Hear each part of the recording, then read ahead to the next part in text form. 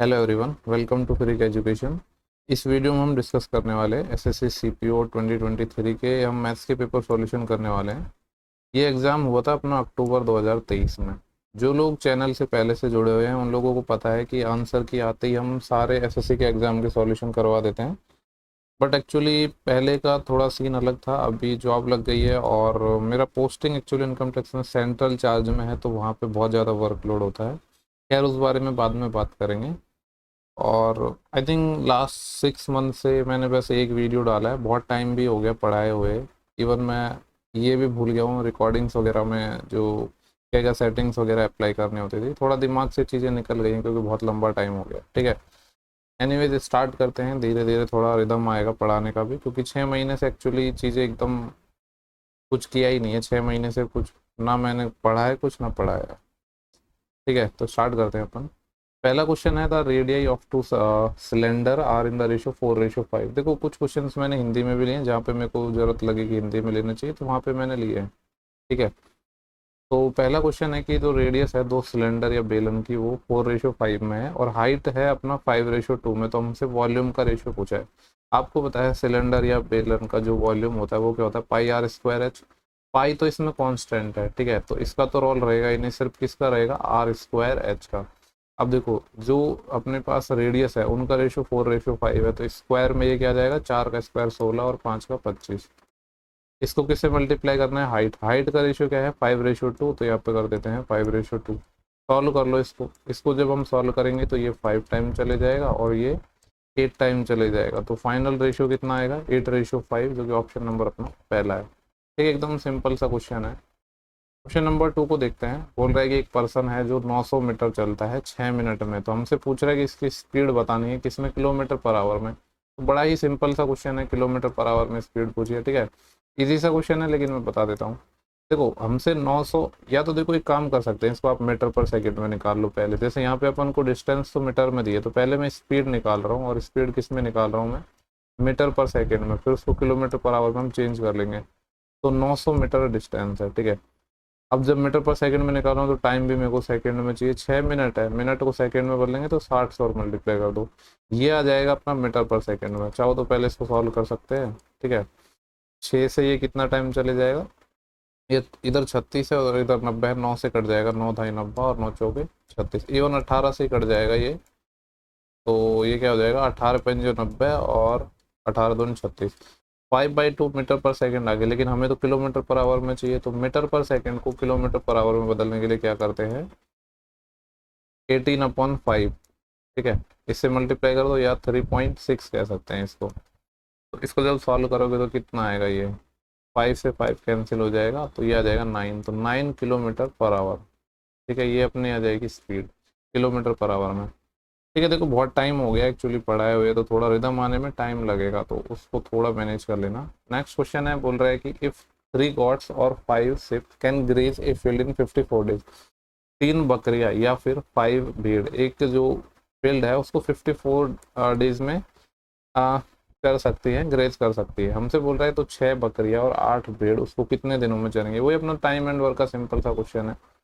देखो, 3 क्या है, गॉड, तो 3 जी लिख देता हूँ, या फिर ठीक है क्या है, 5 शिप, तो 5 शिप ऐसे लिख देता हूँ। कितने डेज में, 54 डेज में। ठीक है, तो ये आ जाएगा 54 डेज। यहाँ से सॉल्व करोगे तो अपना गॉट और जो शिप है इनका इफिशियंसी का रेशियो आ जाएगा। कितना आ जाएगा, 54 से 54 कैंसिल हो जाएगा, 5/3। ठीक है, तो यहाँ से कह सकते हैं कि हम टोटल वर्क निकाल सकते हैं कोई भी एक इक्वेशन का यूज करके। तो 3 × जी की इफिशियंसी कितनी है, 5 × 54, ये टोटल वर्क है। हमसे बोल रहा है कि 6 गॉट और 8 शिप हैं टोटल, इसको कितने टाइम में चल सकते हैं इस एरिया को। ठीक है, तो इसको हम डिवाइड कर देंगे किससे, जिसका पूछ रहा है, तो डिवाइडेड बाय 6 गॉट है। देखो, एक गॉट की इफिशियंसी है 5, तो 6 गॉट की कितनी हो जाएगी, 30, प्लस एक जो सिप है उसकी इफिशियंसी 3 है, 8 की कितनी हो जाएगी, 24। तो 30 और 24 दोनों को ऐड करोगे तो 54, इससे ये कैंसिल हो जाएगा, तो बचेगा कितना, 3 × 5, 15। 15 यानी ऑप्शन नंबर अपना पहला हो जाएगा। ठीक है, यहाँ तक तो सिंपल सिंपल सवाल है। इसके बाद नेक्स्ट सवाल देखते हैं। क्वेश्चन नंबर है अपना 4। यहाँ पे बोला गया कि an item with mark price of ₹3800 was sold 3496, ठीक है, आफ्टर डिस्काउंट ऑफ y%। तो हमसे पूछ रहा है कि y की वैल्यू क्या है। सिंपल सा क्वेश्चन है कि कोई सामान अपना था 3800 रुपये का, ठीक है, ये मार्क प्राइस है, इसको हम बेच रहे हैं 3496 में, ये अपना क्या है, सेलिंग प्राइस। तो हमसे पूछ रहा है कि इसमें हमने डिस्काउंट दिया है वो y% दिया है, तो बेसिकली y की वैल्यू ही हमसे जानना चाह रहा है कि ये क्या है, ठीक है। तो चाहो तो इसका रेशियो ले लो या सिंपली ये देख लो कि कितने का गैप है। तो अगर मैं इन दोनों के डिफरेंस की बात करूँ तो इन दोनों में जो डिफरेंस है वो आप रेशियो लेके भी कर सकते हो, बट सिंपली कर सकते हो। यहाँ पे 4 तो यहाँ से बचेगा, तो 3500 हो जाएगा, और 3 ये, तो कितना हो जाएगा अपना ये 304। 304 का डिफरेंस है, हमसे परसेंटेज में पूछा है, तो 340 का डिस्काउंट है। डिस्काउंट परसेंटेज कैसे निकलता है, डिस्काउंट, और डिस्काउंट किस पे निकलता है, MP पर। परसेंटेज के लिए 100 से मल्टीप्लाई कर दोगे, ठीक है। तो सिंपल बेसिक सी चीज़ें हैं। तो डिस्काउंट मिला है हमें 3800 पर, परसेंटेज के लिए 100 से मल्टीप्लाई। इसको सॉल्व करोगे तो 2 जीरो कैंसिल हो जाएंगे, ठीक है।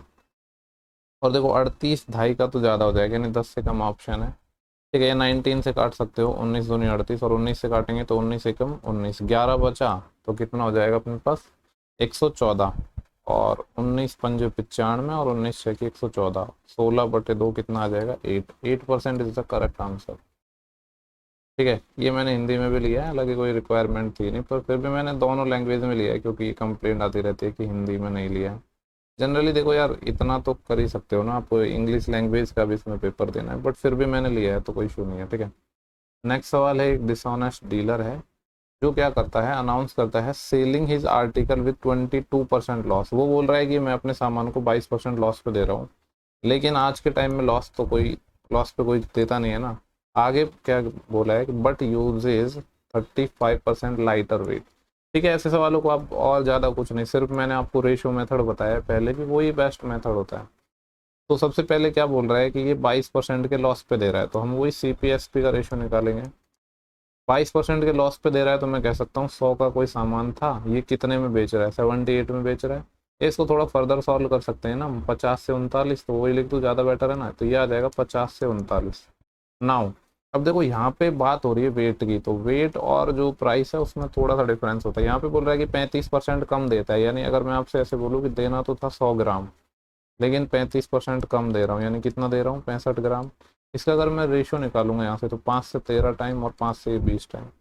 ये किसका है कि 20 देना था लेकिन 13 दे रहा है, ये तो वेट का रेशियो है, ठीक है। लेकिन हमें चाहिए यहाँ पे प्रॉफिट। प्रॉफिट कैसे निकलेगा, जब कम देगा, ठीक है। तो जस्ट वेट का जो रिवर्स होता है ना रेशियो, वही CP और SP का आ जाता है, ठीक है। 20 से 13 दे रहा है, तो प्रॉफिट कितना हो जाएगा 13 से 20। जस्ट वेट को जो रेशियो उसको रिवर्स कर दो, 13 से ये 3 टाइम, 0 से ये 0, तो कितना आ गया, इधर तो 5 आ गया अपना, और इधर 2 3 6, 5 का सामान अगर हम 6 में दे रहे हैं, तो कितने का प्रॉफिट हो रहा है 1 का, किस पर 5 पे, और 1/5 आपको पता है कितना होता है 20%। तो इस सवाल का जो सही जवाब है वो 20% हो जाएगा। नेक्स्ट सवाल है क्वेश्चन नंबर 6, ठीक है। सिर्फ काम की चीज़ों को पढ़ते हैं, यहाँ पे क्या दिया है उस सब के बारे में पढ़ने की ज़रूरत नहीं है, ज़रूरत पड़ेगी तो पढ़ लेंगे। पूछ रहा है कि टोटल नंबर ऑफ चिल्ड्रन बताने हैं, इसमें एरिया P और Q में टुगेदर, ठीक है। देखो P ए रहा अपने पास और Q ए रहा, इसमें चिल्ड्रन बताने हैं। 10,000 टोटल पॉपुलेशन है, मेल फीमेल चिल्ड्रन का परसेंटेज दे रखा है, यानी एक तो ये बताना है 20% और एक ये बताना है 30%। तो देखो 20% के साथ 10,000 का 20% कितना हो जाएगा 2,000, 20,000 का 30% कितना हो जाएगा 6,000। हमसे इन दोनों का ही सम पूछा है, तो 2 और 6 कितना आ जाएगा 8K। 8,000 टोटल चिल्ड्रंस की पॉपुलेशन है P और Q में, ठीक है। सिंपल सा बेसिक सा क्वेश्चन था। Now the next question is question number 7, ठीक है। ब्लैक कलर ही ले लेते हैं। यहाँ पे बोल रहा है कि थीटा क्या एक एक्यूट एंगल है, न्यून कोण है, यानी 90 डिग्री से छोटा है, और sine theta plus cosec theta की वैल्यू 2 है। देखो साइन थीटा और कोसेक थीटा 2 कब हो सकता है, जब थीटा अपना 90 डिग्री हो। ऐसा और कोई एंगल नहीं है जिसपे इनकी वैल्यू 2, ठीक है। तो अगर थीटा 90 है तो यहाँ पे 90 पुट करेंगे, तो साइन 91 उसकी पावर कितने भी कर लो, कोसेक 91 उसकी पावर कितने भी कर लो, तो इसका आंसर भी कितना ही आ जाएगा 2 आ जाएगा, ठीक है। बहुत बेसिक सा क्वेश्चन है, ठीक है। नेक्स्ट सवाल को देखते हैं। थोड़ा आवाज़ वगैरह तो कम नहीं आ रहा है ना, क्योंकि मेरे को भी एग्जैक्टली आइडिया नहीं लग रहा है, 1-2 वीडियो डालूंगा तो पता चलेगा कि चीज़ें प्रॉपर चल रही हैं या नहीं, ठीक है। देखो नेक्स्ट सवाल में डेटा हो सकता है कि थोड़ा क्लियर ना होता, इसलिए मैंने पहले एक बार लिख दिया है। यहाँ पे हमसे बोल रहा है कि सेंट्रल एंगल बताना है किसका, एक्सपेंडिचर का, जो एजुकेशन पर एक्सपेंडिचर हुआ है। देखो यहाँ पे सवाल ना ये थोड़ा सा लेंथी बना दिया गया। लेंथी क्यों बना दिया गया? जनरली तो हमें क्या है, ये डेटा देता है कि ये टोटल वैल्यू कितनी है, लेकिन यहाँ पे नहीं दिया है तो हमें टोटल करना पड़ेगा। यानी मैं कह सकता हूँ टोटल 360 डिग्री है, और तो इन सबको हमें ऐड करना पड़ेगा। तो इसको आप कैसे भी ऐड कर सकते हो, जैसे आप चाहो, आपका तरीका है। मैं पहले क्या करता हूँ, 1000 के मल्टीपल में ऐड कर लेता हूँ। तो 5 तो इसमें हो गया, 6 हो गया, 5 और 6 11, 11 और 7 18, 18 और 6 24, 24 और 4 28, 28 और 5 33, यानी 33,000 तो एक हो गया। प्लस अब 100 के मल्टीपल में ऐड कर लेता हूँ, तो 200 यहाँ से आएगा, 100 यहाँ से आएगा, 300, 300 500 800, 800 और 400 1200, 1200 और 200 1400, 1400 और 400 1800, 1800 एक आ गया, यानी 1.8 के कह सकता हूँ। प्लस अब एक्स्ट्रा और देख लो, देखो 50 यहाँ पे है और 25 यहाँ पे है, 75, 75 25 100, 100 75 175 और 25 यहाँ से 200 और, यानी ये कह सकता हूँ 1.8, यानी 1800 था और 200 और, यानी टोटल अपने पास आ जाएगा ये 35,000। तो ये कह सकता हूँ कि टोटल में जो 35,000 है, इसकी वैल्यू क्या है, 360 डिग्री है। हमसे पूछ रहा है एजुकेशन का बताना है। एजुकेशन वाला कौन सा है, ये मैंने शॉर्टकट में लिख दिया है ई। ये है 5425, यानी हमें जो वैल्यू चाहिए वो चाहिए 5425। अब देखो थोड़ी कैलकुलेशन तो है, 0 से 0, तो ये आ जाएगा 36/3500 इंटू 5425। ठीक है, इसको सॉल्व कर लेते हैं अब हम। देखो यहाँ पे मेरे को नज़र आ रहा है कि ये 425 है, 25 से कट जाएगा, क्योंकि लास्ट के अपने पास 3 डिजिट कटने चाहिए 25 से। तो 25 से मैं काट रहा हूँ इसको, 25 से इसको काटूंगा, 25 से कम 25, 10 बचे 100, 25 चौके 100, 140। 25 से काटूंगा, 25 दूनी 50, 4 बचे 42, 25 से कम 25 17, 175, 25 छः 150, 25 अंत 175। ठीक है, और कुछ कटेगा? इसको हम 4 से काट सकते हैं, 4 नाम 36 और 4 तिया 12, 2 4 पंजे 20। ठीक है, 7 7 से कट जाएगा ये, 7 पंजे 35 और 7 तिया 21, 7 एकम 7। अब मल्टीप्लाई कर लेते हैं, 9 गुणा 31, तो 9 एकम 9 और 9 तिया 27, 279 है, इसको 5 से डिवाइड करना है। तो 55 25, 5 वाली लाइन में आंसर आएगा। 2 बचे, ठीक है, कितने हो जाएंगे फिर 29, तो वापस 55 25, यानी 55 पॉइंट समथिंग आंसर आएगा, लेकिन 2 ऑप्शन है। फिर अपने पास कितने बचे थे, 4, 40 और 5 40, यानी 55.8 डिग्री आएगा। ऑप्शन नंबर पहला है। देखो सवाल सिंपल है, बट कह सकता हूँ कि थोड़ी सी कैलकुलेशन तो है, और इतनी तो करनी पड़ेगी यहाँ पे। नेक्स्ट सवाल सिंप्लीफिकेशन का है। देखो ये 0.04 है और ये 0.05 है, तो इसको मैं 4/5 लिख सकता हूँ, क्योंकि पॉइंट के बाद सेम डिजिट है तो वो कट जाएंगे। इनटू ये है 3 1/3, तो 3 3 9 और एक क्या हो जाएगा, 10/3 माइनस ये है 2 दूनी 4 और एक 5/2। इसको सॉल्व करके लिख रहा हूँ मैं, ये आ जाएगा 20 और इधर जाएगा 15, 20 माइनस 15 5, 5/6, यानी इतना ब्रैकेट है। इसको सॉल्व करके लिख रहा हूँ मैं 5/6। और ये जो सॉल्व किससे होगा, बोर्ड मास से, जो आपने बचपन में पढ़ा होगा। ठीक है, लेकिन फिर भी लोग गलती कर देते हैं। ये हो गया, तो पहले होता है, इन सब का मतलब तो आपको पता होगा, इतना तो मैं मान के चल रहा हूँ। ब्रैकेट सॉल्व हो गया। ठीक है, अब यहाँ पे है डिवाइड।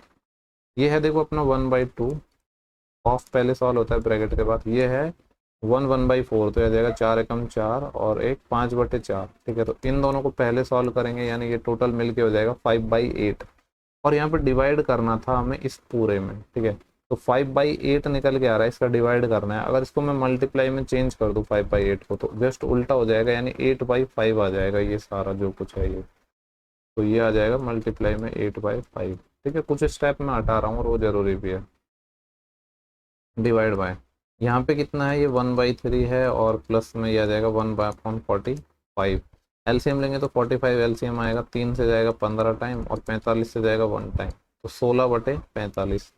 इसको मैं ऐसे लिख दूँ क्या, यहीं पे लिख देता हूँ, 16 नीचे लिख देता हूँ, 45 ऊपर लिख देता हूँ। ठीक है, क्योंकि देखो सारे स्टेप लिखने का मतलब नहीं है, क्योंकि हम बोर्ड का एग्जाम तो दे नहीं रहे हैं। थोड़ा सा सॉल्व करने का ट्राई करते हैं। तो मैं कह सकता हूँ कि 8 से ये अपना चले जाएगा 2 टाइम। ठीक है, और 2 से इसको काट देते हैं। ठीक है, 5 से ये चले जाएगा, और इस 5 से ये 9 चले जाएगा। अभी हमारे पास क्या बचा है ऊपर, तो जहाँ तक मेरे को नज़र आ रहा है 9 गुणा 2 18 है, और नीचे 6 है, तो 18/6, यानी कितना आ जाएगा, 3 is the correct answer. Next सवाल देखते हैं, क्वेश्चन नंबर 10 है अपने पास। ट्रिग्नोमेट्री का बोला है कि tan a की वैल्यू 4/3 है। tan क्या होता है, लंब बटे आधार। हिंदी में लंब बटे आधार बोलते हैं, इंग्लिश में आप कह सकते हो परपेंडिकुलर, और आधार को क्या बोलते हैं, बेस। ठीक है, कुछ भी कह लो। इसकी वैल्यू हमें गिवन है, कितनी है, 4/3। ठीक है, ये राइट एंगल बना सकते हो कि ये अपना एंगल ए है जिसमें हमारे पास परपेंडिकुलर है 4, बेस है अपने पास 3, तो ट्रिपलेट तो आपको नॉलेज होगी, 3 4 5 का ये ट्रिपलेट है। हमसे पूछा है साइन ए की वैल्यू बता दो, तो साइन ए क्या होता है, साइन होता है अपने पास लंब बटे कर्ण, या जिसको हम कह सकते हैं परपेंडिकुलर अपॉन हाइपोटेनस। परपेंडिकुलर है अपने पास 4, हाइपोटेनस है 5, तो 4/5। बेसिक सा क्वेश्चन है। नेक्स्ट सवाल देखेंगे, क्वेश्चन नंबर 11 आपकी स्क्रीन पे है। बोला गया कि एलसीएम बता दो 15, 24, 35 और 54 का। एलसीएम निकालने के बहुत सारे तरीके हैं, चाहो तो आप बचपन में जैसे हम निकालते थे कि सबको एक साथ लिखो और फिर ठीक है कैसे भी निकाल सकते हो यार। ठीक है मैं वैसे बता देता हूँ इनके फैक्टर करके। जैसे 15 है, 15 को क्या लिखूंगा मैं, 3 × 5 यानी 3 की पावर 1 है इंटू 5 की पावर 1 है। 24 को क्या लिख सकता हूँ मैं, 8 × 3।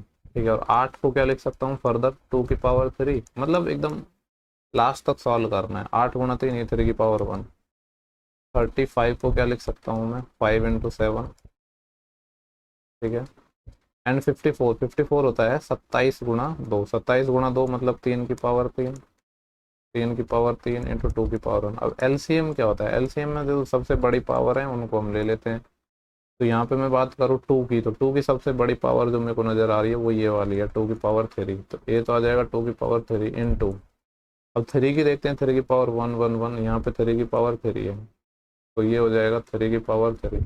2 है, 3 है, एक मेरे को 5 नजर आ रहा है, 5 की मैक्सिमम पावर 1 ही नजर आ रहा है, तो 5 हो जाएगा इंटू 7, 7 की भी मैक्सिमम 1 नजर आ रहा है।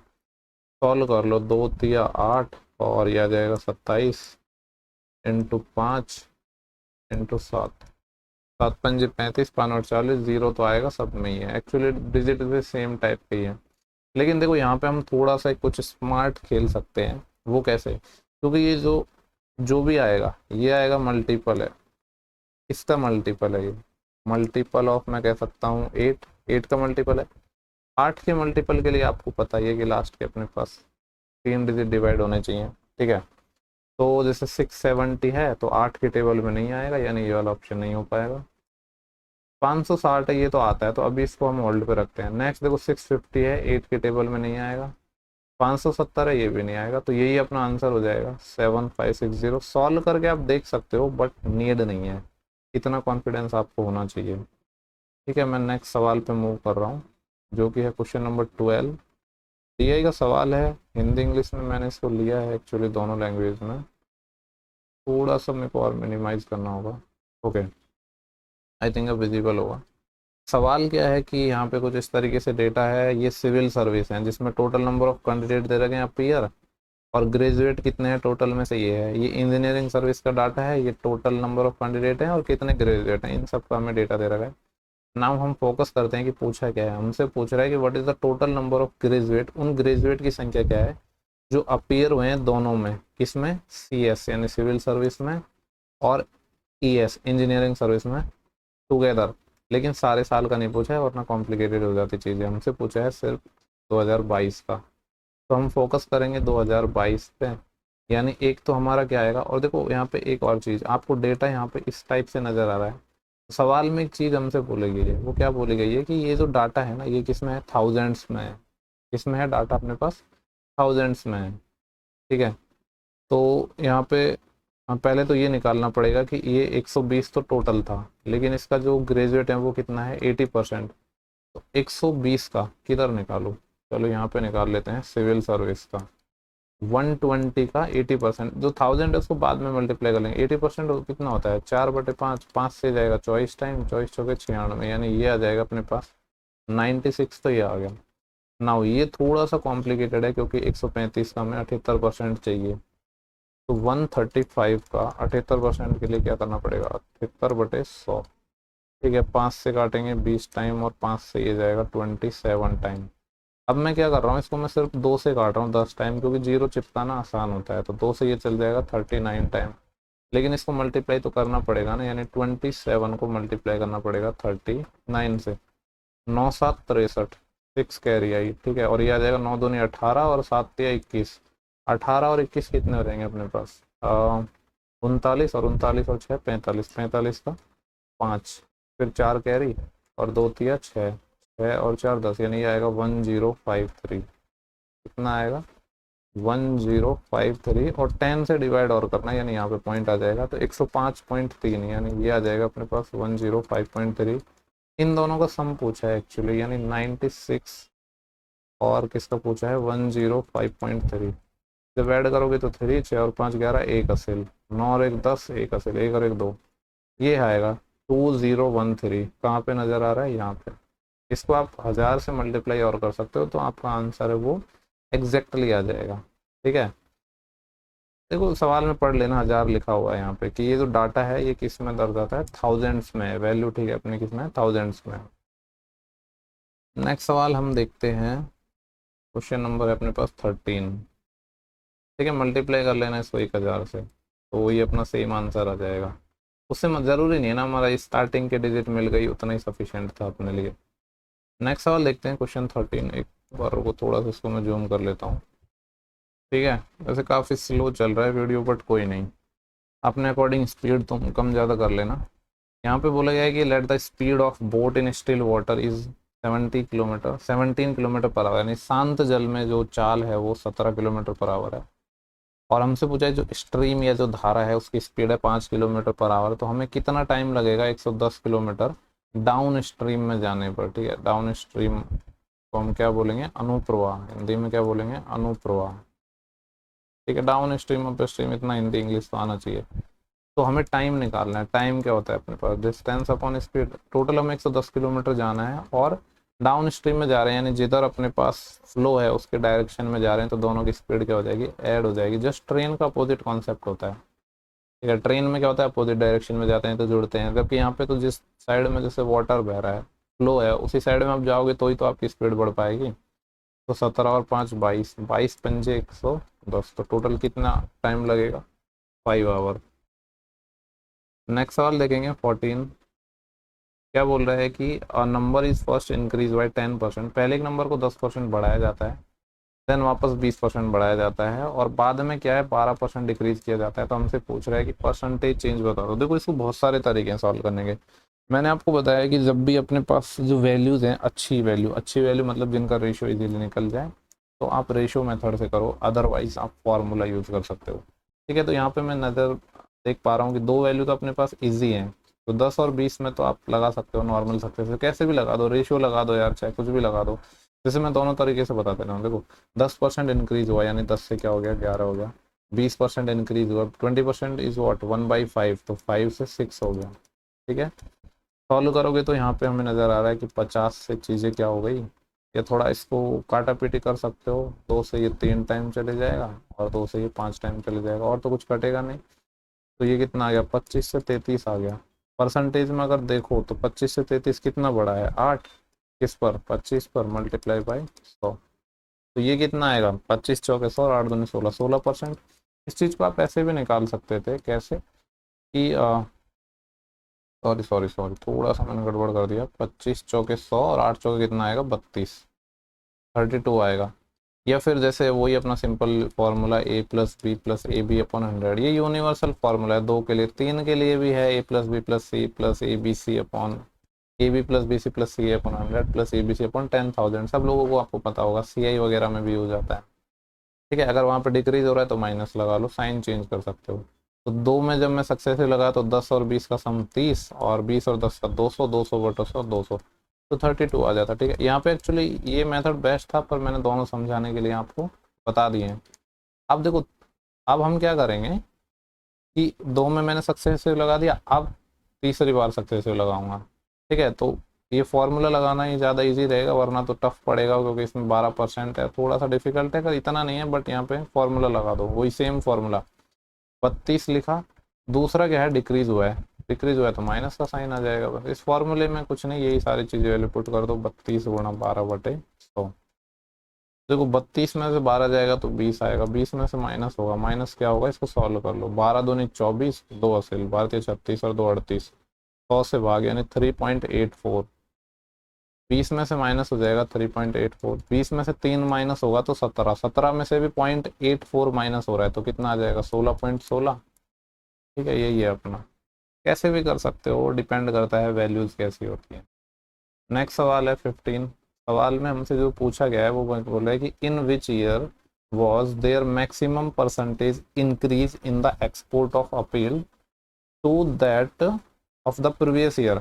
बोल रहा है कि पिछले साल के कंपैरिजन में कौन सी ऐसी साल है जिसमें सबसे ज़्यादा इंक्रीज हुआ है। देखो जनरली ऐसे सवालों को ना हमें सॉल्व नहीं करना होता, पहले तो हमें सिर्फ ऑब्जर्वेशन करना है, ठीक है, ऑब्जर्व करना है। और ऑब्जर्व में भी क्या है कि आपके पास जैसे ये वैल्यू तो ज़्यादा है लेकिन ऑप्शन तो 4 है ना, तो ऑप्शन के अकॉर्डिंग जाओ। जैसे पहले बोल रहा है कि ये 2003 में क्या है मैक्सिमम चेंज है, तो 2003 में मैं अगर देखूँ तो इसके कंपैरिजन में प्रीवियस ईयर के कंपैरिजन में तो 5.2 से 6.5 हुआ, यानी मैं कह सकता हूँ 1.3 बढ़ा है।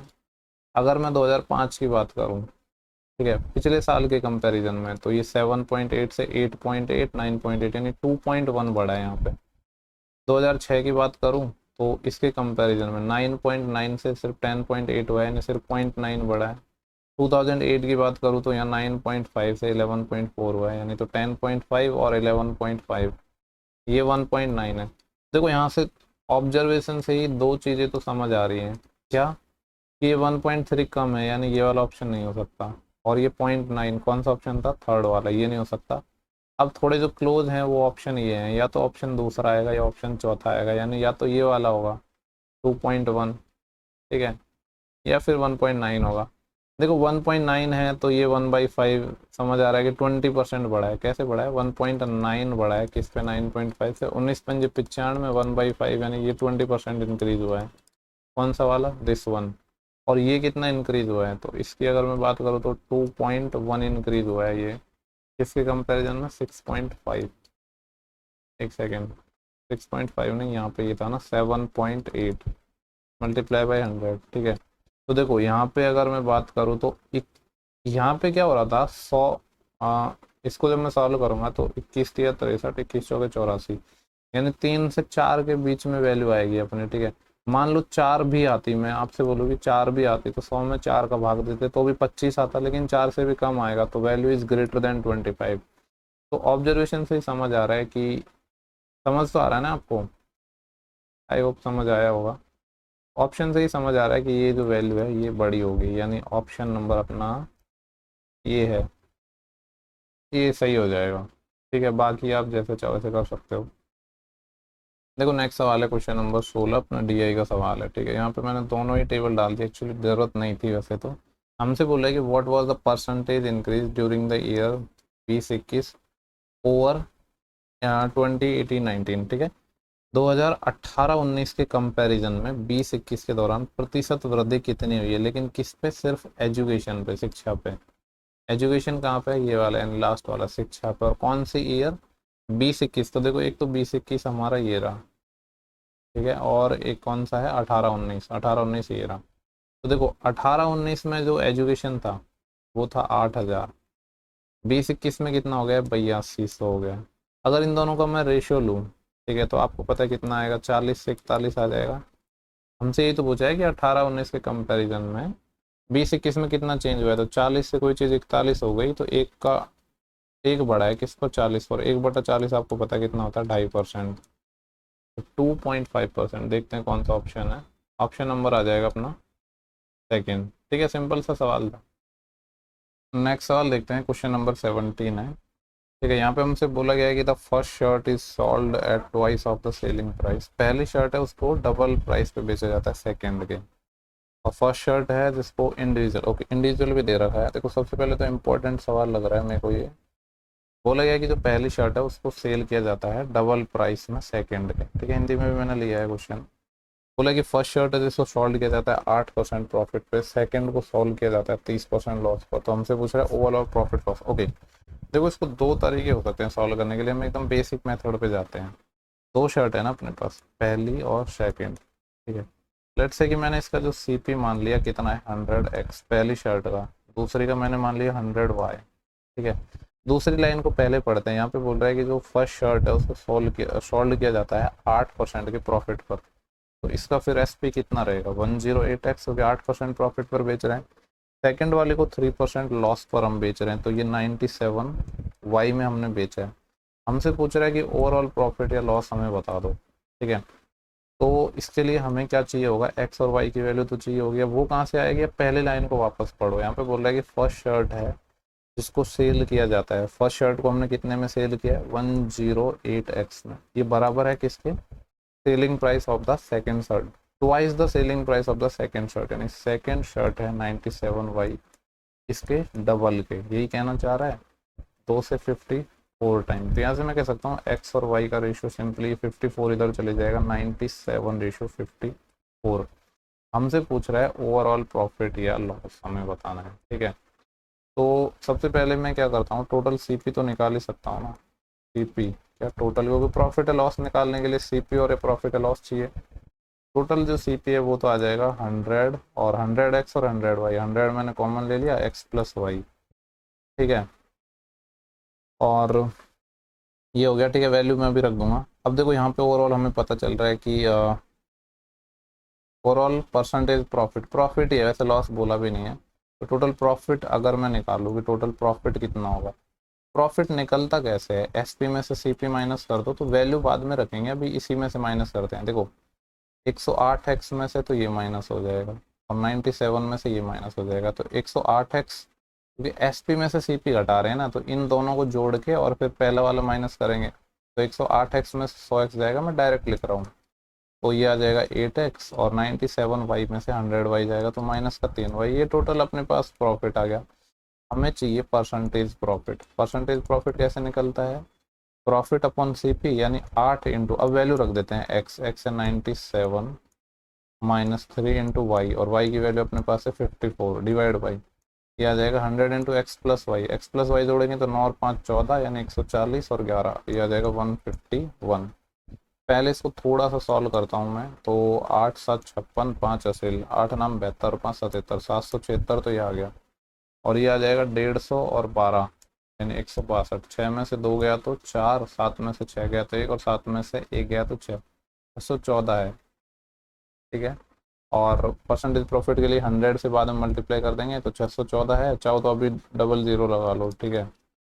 ऊपर आ गया, ये नीचे कितना आएगा, ये आएगा 15100, ठीक है। ये तो कैंसिल आउट ही हो जाएंगे, यानी 151 से डिवाइड करना है 614 को। देखो 150 अगर मैं इसको मानूँ तो 15 3 45, 15 चौके 60, आंसर क्या है 4 पॉइंट समथिंग आएगा। इतना तो समझ आ रहा है ना, यानी ये वाला ऑप्शन नहीं हो सकता है। और इतना भी समझ आ रहा है, 150 का अगर मैं 4 गुना करता हूँ तो 600 आता है, और ये है 614, यानी 4 से जस्ट बड़ा आंसर आएगा। 4 से जस्ट बड़ा ये ऑप्शन नहीं है, ये ऑप्शन नहीं है, केवल और केवल एक ऑप्शन है। तो ऑप्शंस की थोड़ी हमें हेल्प लेनी चाहिए, ऐसा नहीं है कि पूरा सॉल्व करते रहो, उतना टाइम एग्जाम में नहीं होता है। नेक्स्ट सवाल है, the area of 2 triangle in 4:3। 2 triangle है जिनके एरिया का रेशो 4:3 दे रखा है, हाइट का रेशो दे रखा है, हमसे पूछ रहा है बेस का बता दो। आपको पता है ट्राइंगल का जो एरिया होता है वो क्या होता है, 1/2 बेस इंटू हाइट, ठीक है। अब देखो 1/2 तो कांस्टेंट है, तो इससे तो मतलब ही नहीं है, हमसे पूछा क्या है, बेस का रेशो बता दो, है ना। तो बेस का रेशो निकालने के लिए हम क्या करेंगे, ट्राइंगल के एरिया में हाइट का भाग दे देंगे। ट्राइंगल का जो एरिया है वो है 4:3, इसमें हाइट का भाग दे देंगे, हाइट कितना आ जाएगा 6 और 5, सॉल्व कर लो, 5 चौके 20 और 6 18, 20 18 को फर्दर सॉल्व करेंगे तो 10:9। बेसिक सा क्वेश्चन था एकदम।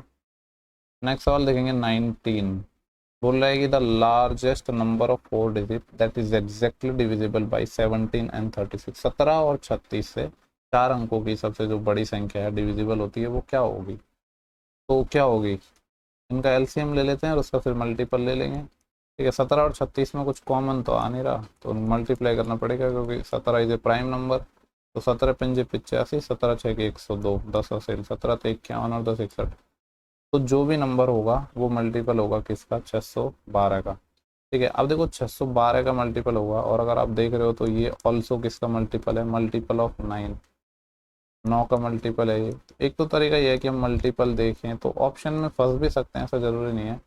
जैसे अगर मैं यहाँ देखूँ तो 8 5 13, 13 और 6 19, 19 8 27, बिल्कुल यहाँ पे फंसेंगे, और सब में ही शायद फंसेंगे, तो इसका मल्टीपल से काम नहीं चलेगा, इसको निकाल लेते हैं ना।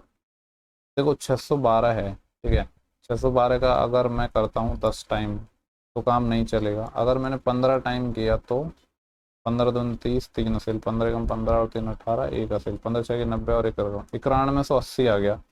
लेकिन जो लार्जेस्ट 4 डिजिट नंबर होता है वो क्या होता है, 9999, ठीक है, इसके आसपास आएगा कुछ, और मल्टीपल होना चाहिए 612 का। तो 9180 तो कम है, एक बार तो और ऐड कर सकते हैं ना हम, यानी 612 और ऐड कर दो। 15 से मैंने क्यों मल्टीप्लाई किया, क्योंकि आसान होता है करना। तो 8 और एक 9, 6 और एक 7, 9792 इतना आ गया। इसमें अगर हम और 612 जोड़ेंगे तो 10,000 से ऊपर चले जाएगा। ठीक है, फिर तो हमें मतलब ही नहीं है, तो यही वाला अपना आंसर हो जाएगा, क्योंकि हमें चाहिए 4 डिजिट का। एकदम बेसिक से मैंने बताया, इसमें कुछ ऐसा नहीं लगाया। नेक्स्ट सवाल है क्वेश्चन नंबर 20, बोल रहा है कि P Q are is an equilateral triangle. P Q R एक समबाहु त्रिभुज है, इंस्क्राइब्ड इन ए सर्कल, एक सर्कल के अंदर है, यानी एक सर्कल हो गया जिसके अंदर अपना ऐसे एक ये ट्राइंगल को मैंने बिठा दिया है। ट्राइंगल का नाम है पी क्यू आर। ठीक है, S is any point on arc Q R. Q R पर एक कोई पॉइंट एस है, लेट्स से कि ये एस अपना एक पॉइंट है, कहीं भी मान सकते हो, तुम्हारी मर्जी है। ठीक है, यहाँ मान लेते हैं कि ये एस है।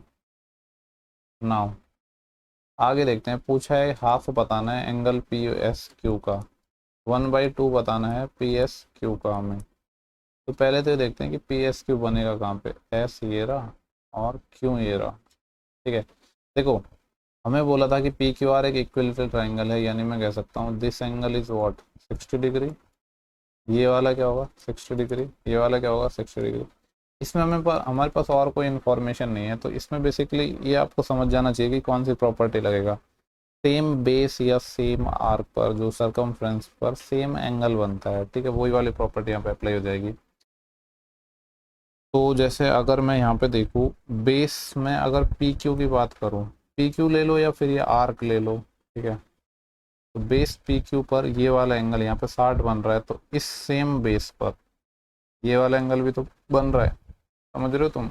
मैं एक दूसरा कलर लेता हूँ, ये वाला जो एंगल है ये किस पर बन रहा है, बेस पी क्यू पर, इस वाले बेस पर। ठीक है, तो इस सेम बेस पे ये वाला एंगल भी तो बन रहा है अपने पास, this one.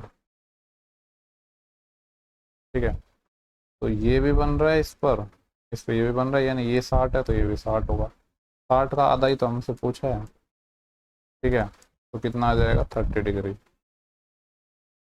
30 degree is correct answer. Next सवाल है अपने पास 21, बोला गया है कि x by y plus y by x है, इसकी वैल्यू हमें गिवन है, x प्लस वाई की वैल्यू गिवन है, और x cube plus Y cube पूछा है। ये कहाँ से आएगा, जब इसका आप क्यूब करोगे, इसका क्यूब करोगे तो क्या आएगा, X cube plus Y cube. A plus B whole cube का फॉर्मूला तो पता है ना, A cube plus B cube plus 3ab into A plus B. तो 3ab मतलब X Y into X plus Y जो कि 2 है, 2 का क्यूब 8। हमें सिर्फ इतनी वैल्यू चाहिए, बाकी की नहीं चाहिए। 3 दूनी 6 इंटू एक्स वाई। अब एक्स वाई कहाँ से आएगा, यहाँ से देखो, यहाँ पे सॉल्व करूंगा इसको तो यहाँ पे आएगा x square plus y square is equal to x y. ठीक है, ये आएगा ना, इसको मैंने इधर मल्टीप्लाई किया, इसको मैंने इधर मल्टीप्लाई किया, एक्स वाई इधर चले जाएगा। और x square plus y square कहाँ से आएगा, जब इसका मैं करूँगा स्क्वायर, इसका मैं स्क्वायर अगर मैंने किया तो इसका स्क्वायर क्या आएगा, x square plus y square plus का 2xy, ये 2 का स्क्वायर 4। तो यहाँ पे एक्स स्क्वायर वाई स्क्वायर की जगह मैं एक्स वाई रख सकता हूँ, तो एक्स वाई और 2xy, 3xy। 3xy की वैल्यू मेरे पास कितनी आ गई, 4। ठीक है, तो यहाँ पे यही तो है 8 माइनस, इसको मैं क्या लिख सकता हूँ, 2 इंटू 3xy लिख सकता हूँ ना। और 3xy की वैल्यू मेरे पास कितनी है, 4। तो 2 इंटू 4 कितना आ जाएगा, 8। 8 minus 8 0 is the correct answer.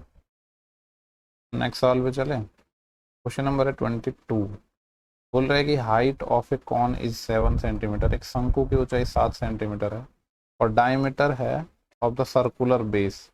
Cone या शंकु बेसिकली इस तरह से होता है अपना। ठीक है, डायग्राम पे मत जाना क्योंकि ड्राइंग मेरी बहुत बेकार है। इसका हमसे बोला गया कि हाइट 7 सेंटीमीटर है और डायमीटर है सर्कुलर का वो 12 सेंटीमीटर, और डायमीटर 12 है तो रेडियस 6 हो जाएगी। हमसे पूछ रहा है वॉल्यूम बता दो। कॉन का जो वॉल्यूम होता है, volume of cone is what, 1/3 pi r square h, यही होता है।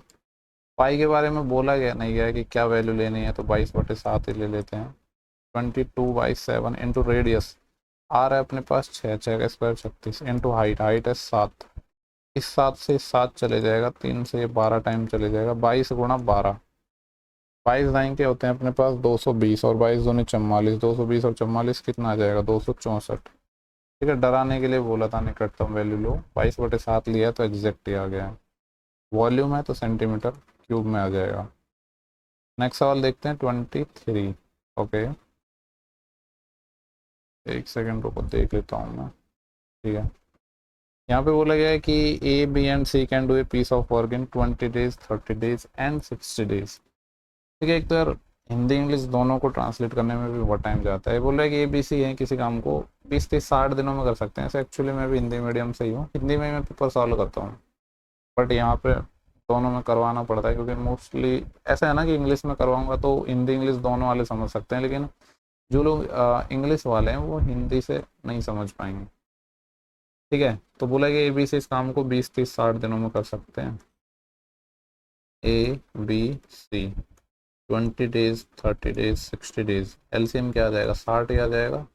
20, 30, 60, 30 दूनी 60, 60 कम 60। आगे क्या बोला है, यदि ए प्रतिदिन काम करता है, यानी ए तो डेली काम कर रहा है। ठीक है, ए तो अपना डेली काम कर रहा है, तो मान लो पहले दिन ए ने काम किया। ठीक है, ए पहले दिन काम करेगा, 3 काम हो गया। आगे बोला है प्रत्येक तीसरे दिन बी और सी भी ए के साथ काम करते हैं। प्रत्येक तीसरे दिन की बात हो रही है, यानी पहले दिन और दूसरे दिन ए ही काम करेगा। ए एक दिन में 3 काम करता है, तो 3 और 3 में कह सकता हूँ 2 दिन में 6 काम हो गया। अब थर्ड डे पे क्या होगा, ए को ज्वाइन करेंगे कौन, बी बी और सी बी। ए बी सी तीनों की इफिशियंसी आ जाएगी, 3 2 5 और 1 6, यानी यहाँ से इस तरीके से साइकिल चलेगी कि 3 डेज में अपने पास हो जाएगा काम 6 और 6 12 काम। ठीक है, हमसे पूछ रहा है कि ओवरऑल टाइम कितना लगेगा इसको ख़त्म करने में। देखो काम कितना है टोटल 60, 12 से 60 पे जाना है, सिंपली 5 से मल्टीप्लाई कर दो, 5 से मल्टीप्लाई कर दो, तो मैं कह सकता हूँ कि 15 दिनों में टोटल अपने पास काम हो जाएगा। ठीक है, कितना काम हो जाएगा, 60 काम 15 डेज में। देखो नेक्स्ट सवाल डीआई का है अपना, थोड़ा दो डीआई है, इंपॉर्टेंट लग रहा है। यहाँ पे बोल रहा है कि दार्जिलिंग में 2 देश हैं, ए और बी से पर्यटक आते हैं। ठीक है, पहले 6 महीनों का डाटा हमें दे रखा है, टोटल जो टूरिस्ट हैं वो हैं 60,000, और ये हमें मंथ दे रखे हैं, जनवरी में इस रेशियो में आते हैं, ए से बी में फरवरी मार्च अप्रैल ऐसे। ठीक है, और ये परसेंटेज डिस्ट्रीब्यूशन दे रखा है कि ये वाला जनवरी का है, ये फरवरी है, ये मार्च है, ये अप्रैल है, this is May and this is June. ठीक है, इनको रिप्रेजेंट कर रहा है। टोटल 100% है अपने पास। ये सवाल में बोला है कि जो ये 100% है इसकी वैल्यू अपने पास कितनी है, 60,000। यहाँ से मैं कह सकता हूँ कि जो 1% है उसकी वैल्यू कितनी आ जाएगी, 2 0 कट जाएंगे, यानी 600 कैंडिडेट आ गया। अब हमसे सवाल में क्या पूछा गया है कि रेशियो बताना है tourist from country A coming in during March and April. Country A से मार्च और अप्रैल में आने वाले लोगों की संख्या, मार्च ये रहा और अप्रैल ये रहा। सबसे पहले तो मार्च का जो परसेंटेज था वो 20 था, तो मैं कह सकता हूँ कि जो मार्च में, यहीं पे सॉल्व कर दो क्या। ठीक है, ये आ जाएगा मार्च में 600 इंटू 20। ठीक है, अप्रैल में कितना आ जाएगा, 600 इंटू अप्रैल का जो था वो ये वाला था, 25% है ये। ठीक है, हो सकता है दिख ना रहा हो, पीडीएफ से देख लेना ये है। अब ये जो रेशियो है हमसे सिर्फ ए का पूछा है, यहाँ से मैं कह सकता हूँ मार्च में 3:2 यानी 5 की वैल्यू है ये वाली। ठीक है, 5 की वैल्यू 600 है, हमें किसकी चाहिए, ए वाले की, यानी 3 की वैल्यू हमें चाहिए ना। ये तो टोटल 5 की वैल्यू है, 5 से जाएगा ये 12 टाइम, यानी 120 गुणा 20 आएगा। ठीक है, चलो थोड़ा यहाँ पे मैं लिख देता हूँ वरना काफ़ी लोगों को समझ भी नहीं आएगा। यहाँ पे ये 600 गुणा 20 है, ये कितने की वैल्यू है, मार्च के महीने में की बात कर रहा हूँ मैं। ठीक है, 3 और 2 5, 5 रेशियो की वैल्यू है 600 इंटू 20। हमें चाहिए कि इसकी ए वाले की, ए वाला यानी पहले वाला रेशियो, यानी 3 की वैल्यू चाहिए। 5 से काटूंगा 12, 120 गुणा 20, एक की वैल्यू आ गई, 3 से मल्टीप्लाई और करना है, यानी 12 तिया 36, 360 गुणा 20। एक तो इसका रेशियो निकालना है मार्च के महीने में, और एक अप्रैल, ये क्या है 600 गुणा 25, ये 8 और 7 15 की वैल्यू है। ठीक है, इधर सॉल्व कर देता हूँ, अप्रैल के महीने में तो 15 है, इसकी वैल्यू आ जाएगी 600 इंटू 25, 15 चौके 60, यानी एक की वैल्यू 40 गुणा 25 आएगी। हमें एक ही चाहिए, यानी पहले वाले 8 की चाहिए। 15 से काटूंगा तो 40 गुणा 25, और इसमें 8 से और मल्टीप्लाई, ये आ गया अप्रैल। सवाल में पूछा है इन दोनों का ही रेशियो, एक्चुअली इन दोनों का रेशियो हमें फाइंड करना है। तो आप अगर मैं यहाँ पे निकालूँ कि इनका रेशियो मार्च और अप्रैल का, ठीक है, तो यहाँ पे निकाल रहा हूँ, यहाँ के बाद डायरेक्ट इधर आ रहा हूँ, तो ये आएगा 360 इंटू 20, मल्टीप्लाई मत किया करो, बाद में किया करो, आसान होती हैं चीज़ें सॉल्व करने में। 40 गुणा 25 गुणा 8, 20 से अपना ये 2 टाइम, ठीक है। और 8 इससे कट जाएगा, 5 से 5 5 25 और 5 7 35, ये 72 टाइम। 8 से ये हो जाएगा 9 टाइम। ऊपर तो कितना बच गया 9, और नीचे 2 गुणा 5 10, 9:10 आना चाहिए आंसर। ऑप्शन नंबर है चौथा। ठीक है, थोड़ा सा मैं कह सकता हूँ ठीक सवाल था। नेक्स्ट सिंपल सा सवाल है अपने पास, बोला गया इसको सॉल्व करना है। ठीक है, थोड़ा सा और जूम कर देता हूँ मैं। सॉल्व करना क्या है, सब कुछ तो सॉल्व हुआ ही रखा है। देखो, अगर आपको नज़र आ रहा है तो 11 गुणा 11 प्लस का है, ठीक है, और ये 11 गुणा 11 माइनस का है, तो ये कैंसिल आउट हो जाएंगे। नाउ यहाँ पे मैं देख पा रहा हूँ 11 गुणा 11 प्लस का है, यहाँ पे 11 गुणा माइनस का है, ये वाला भी कैंसिल हो जाएगा। ठीक है, ये प्लस का 11, ये माइनस का 11, यहाँ तक सब कैंसिल हो गया। बचा क्या है, सिर्फ यही तो टर्म बची है, 11/11 यानी 1 आंसर आ जाएगा। ठीक है, सिंपल सा सवाल था, कुछ करना ही नहीं था हमें। देखो नेक्स्ट सवाल है 26, बोल रहा है कि एक व्यक्ति है जो 72% खर्च करता है अपने सैलरी का और 5,740 बचाता है पर मंथ। पूछा है 10% एनुअल सैलरी का।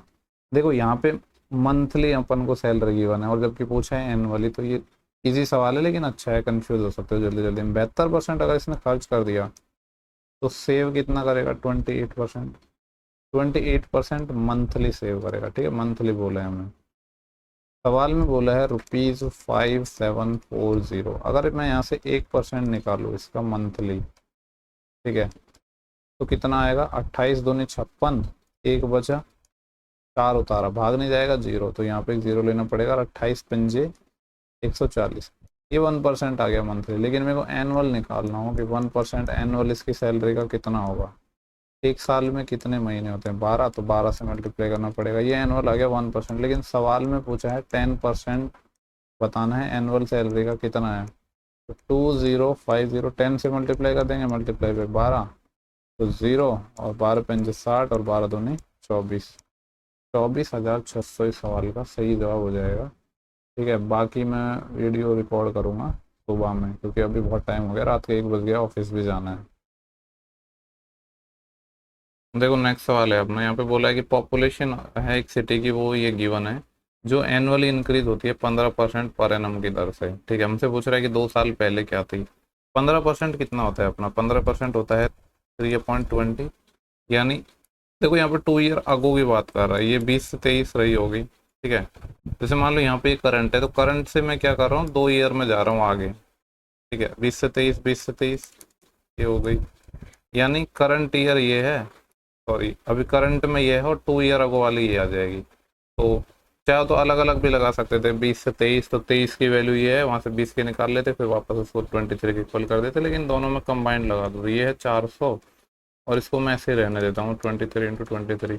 सवाल में इसकी वैल्यू हमें गिवन है, कितनी है, 352,314, और जो वैल्यू फाइंड करनी है वो कितने की करनी है, 400 की। ठीक है, थोड़ा सॉल्व करने की कोशिश करते हैं, 23 से सॉल्व करते हैं, तो 23 से कम 23, कितना बचेगा अपने पास, 12, फिर अपन 2 उतार लेंगे, तो 23 पंजे कितने होते हैं अपने पास, 115। ठीक है, 23 पंजे 115, तो यहाँ से बचेंगे 7, फिर अपन क्या उतारेंगे, ये वाला नेक्स्ट 3, 23 तिया 69, फिर कितने बचेंगे, 4, अभी 1 उतारेंगे, 23 से कम 23। ठीक है, फिर यहाँ से कितना बचा, 18, 184 हो जाएगा, और 23 में जब डिवाइड करेंगे तो कितना टाइम जाएगा ये, 8 टाइम ना, 8 टाइम और चले जाएगा, यानी इतनी बार डिवाइड हो गया। अब वापस इसको 23 से कर देते हैं एक बार और। ठीक है, वापस 23 से इसको मैं कर रहा हूँ, तो 23 से जब डिवाइड करेंगे तो 23 6 के कितना होता है, तो 38। ठीक है, और अगर मैं 7 बार जाता हूँ तो ज़्यादा चले जाएगा, तो 6 टाइम ही जा पाएगा। 23 6 138, बचेंगे 12 और 3 15, 151 हो गए, वापस 6 टाइम जाएगा, 138, फिर बचेंगे 13, फिर 138 हो जाएगा, 23 6 138, यानी ये जो 1 यूनिट है उसकी वैल्यू आ गई 666। हमें चाहिए इसकी, इसको मल्टीप्लाई कर देंगे 666 से, तो आएगा 0 0, और 4 6 की 24, 2 असील, 4 6 की 24 और 2 26, 2 असील, 4 6 की 24 और 2 26, ये वाली वैल्यू आ जाएगी। 266,400। ऑप्शन नंबर अपना थर्ड हो जाएगा। ठीक है, नेक्स्ट सवाल देखेंगे 28। ओके, बोल रहा है कि एक टूरिस्ट वैन है जो ट्रैवल करती है 35 किलोमीटर डिस्टेंस देहरादून से मसूरी। ये मान लो देहरादून है, यहाँ पे मसूरी है, 35 किलोमीटर। पहले ये चलती है 36 की स्पीड से और रिटर्न आती है 60 की स्पीड से। तो हमसे पूछ रहा है कि ओवरऑल इसकी जो एवरेज स्पीड है वो क्या होगी। आपको पता है कि जो एवरेज स्पीड होती है वो क्या होती है, total distance upon total time taken. ठीक है, देखो हमें ट्रेवल करना है देहरादून से मसूरी, तो डिस्टेंस 35 है, आने और जाने में 35 टोटल 70 हो जाएगी, डिवाइड बाय टाइम। टाइम कैसे निकालते हैं, डिस्टेंस अपॉन स्पीड। पहले 35 किलोमीटर चला है कितने की स्पीड से, 36 से, और रिटर्न हुआ है 35 किलोमीटर कितने की स्पीड से, 60 से। सॉल्व कर लो, आपका आंसर आ जाएगा। ठीक है, 5 से कट जाएगा 7 टाइम, 5 से कट जाएगा 12 टाइम। तो मैं देख सकता हूँ जो यहाँ पे नीचे एलसीएम कितना आएगा, 36 आएगा। ठीक है, 36 से ये 1 टाइम जाएगा तो ये तो 35 बचेगा, प्लस 12 से ये 3 टाइम गया, 7 थे 21, 35 और एक 36, 46, 56 हो जाएगा ये 70/56, और ये 36 अपना ऊपर चले जाएगा।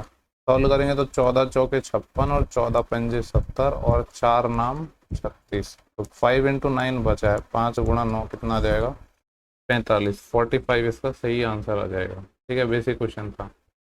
नेक्स्ट सवाल देखेंगे अपन, क्वेश्चन 9 है। ठीक है, यहाँ पे क्या बोला गया है कि दो संख्याओं का जो HCF and LCM of two number are 5 and 175। LCM और एचसीएफ गिवन है दो संख्याओं का हमें। ठीक है, और उनका हमें रेशियो भी गिवन है। तो पूछ रहा है दोनों संख्याओं में बड़ी संख्या कौन सी। आपको पता है एक प्रॉपर्टी, क्या प्रॉपर्टी, एलसीएम इंटू एचसीएफ बराबर नंबर का मल्टीप्लिकेशन, यानी पहला नंबर इंटू दूसरा नंबर। एलसीएम हमें गिवन है, क्या गिवन है, 175 और एचसीएफ 5 है, तो यह आ जाएगा 5, या इसको पहले लिख दो कोई फर्क नहीं पड़ रहा है, 175 इंटू 5 इक्वल टू, अब देखो नंबर यहाँ पे रेशियोज में है तो इसके लिए कोई वेरिएबल मानना पड़ेगा। लेट से कि 5x आ गया और ये 7x आ गया। सॉल्व करेंगे तो 5 से तो 5 कैंसिल हो जाएगा। 7 से जब मैं इसको सॉल्व करूंगा तो 7 दूनी 14, 3 बचे 7 पंजे 35, इधर x स्क्वायर 25 आ गया, यानी मैं कह सकता हूँ x की वैल्यू 5 आ गई।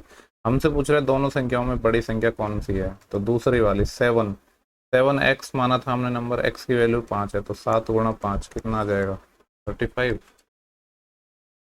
नेक्स्ट सवाल देखेंगे, क्वेश्चन 13। बोला the product of two number is 7 to 6 and HCF is 11, then LCM is what. देखो दो, अभी सेम क्वेश्चन हमने सॉल्व किया कि दो संख्याओं का प्रोडक्ट बराबर होता है एलसीएम इंटू एचसीएफ। एचसीएफ 11 है, एलसीएम हमें निकालना है, 11 से सॉल्व कर लो।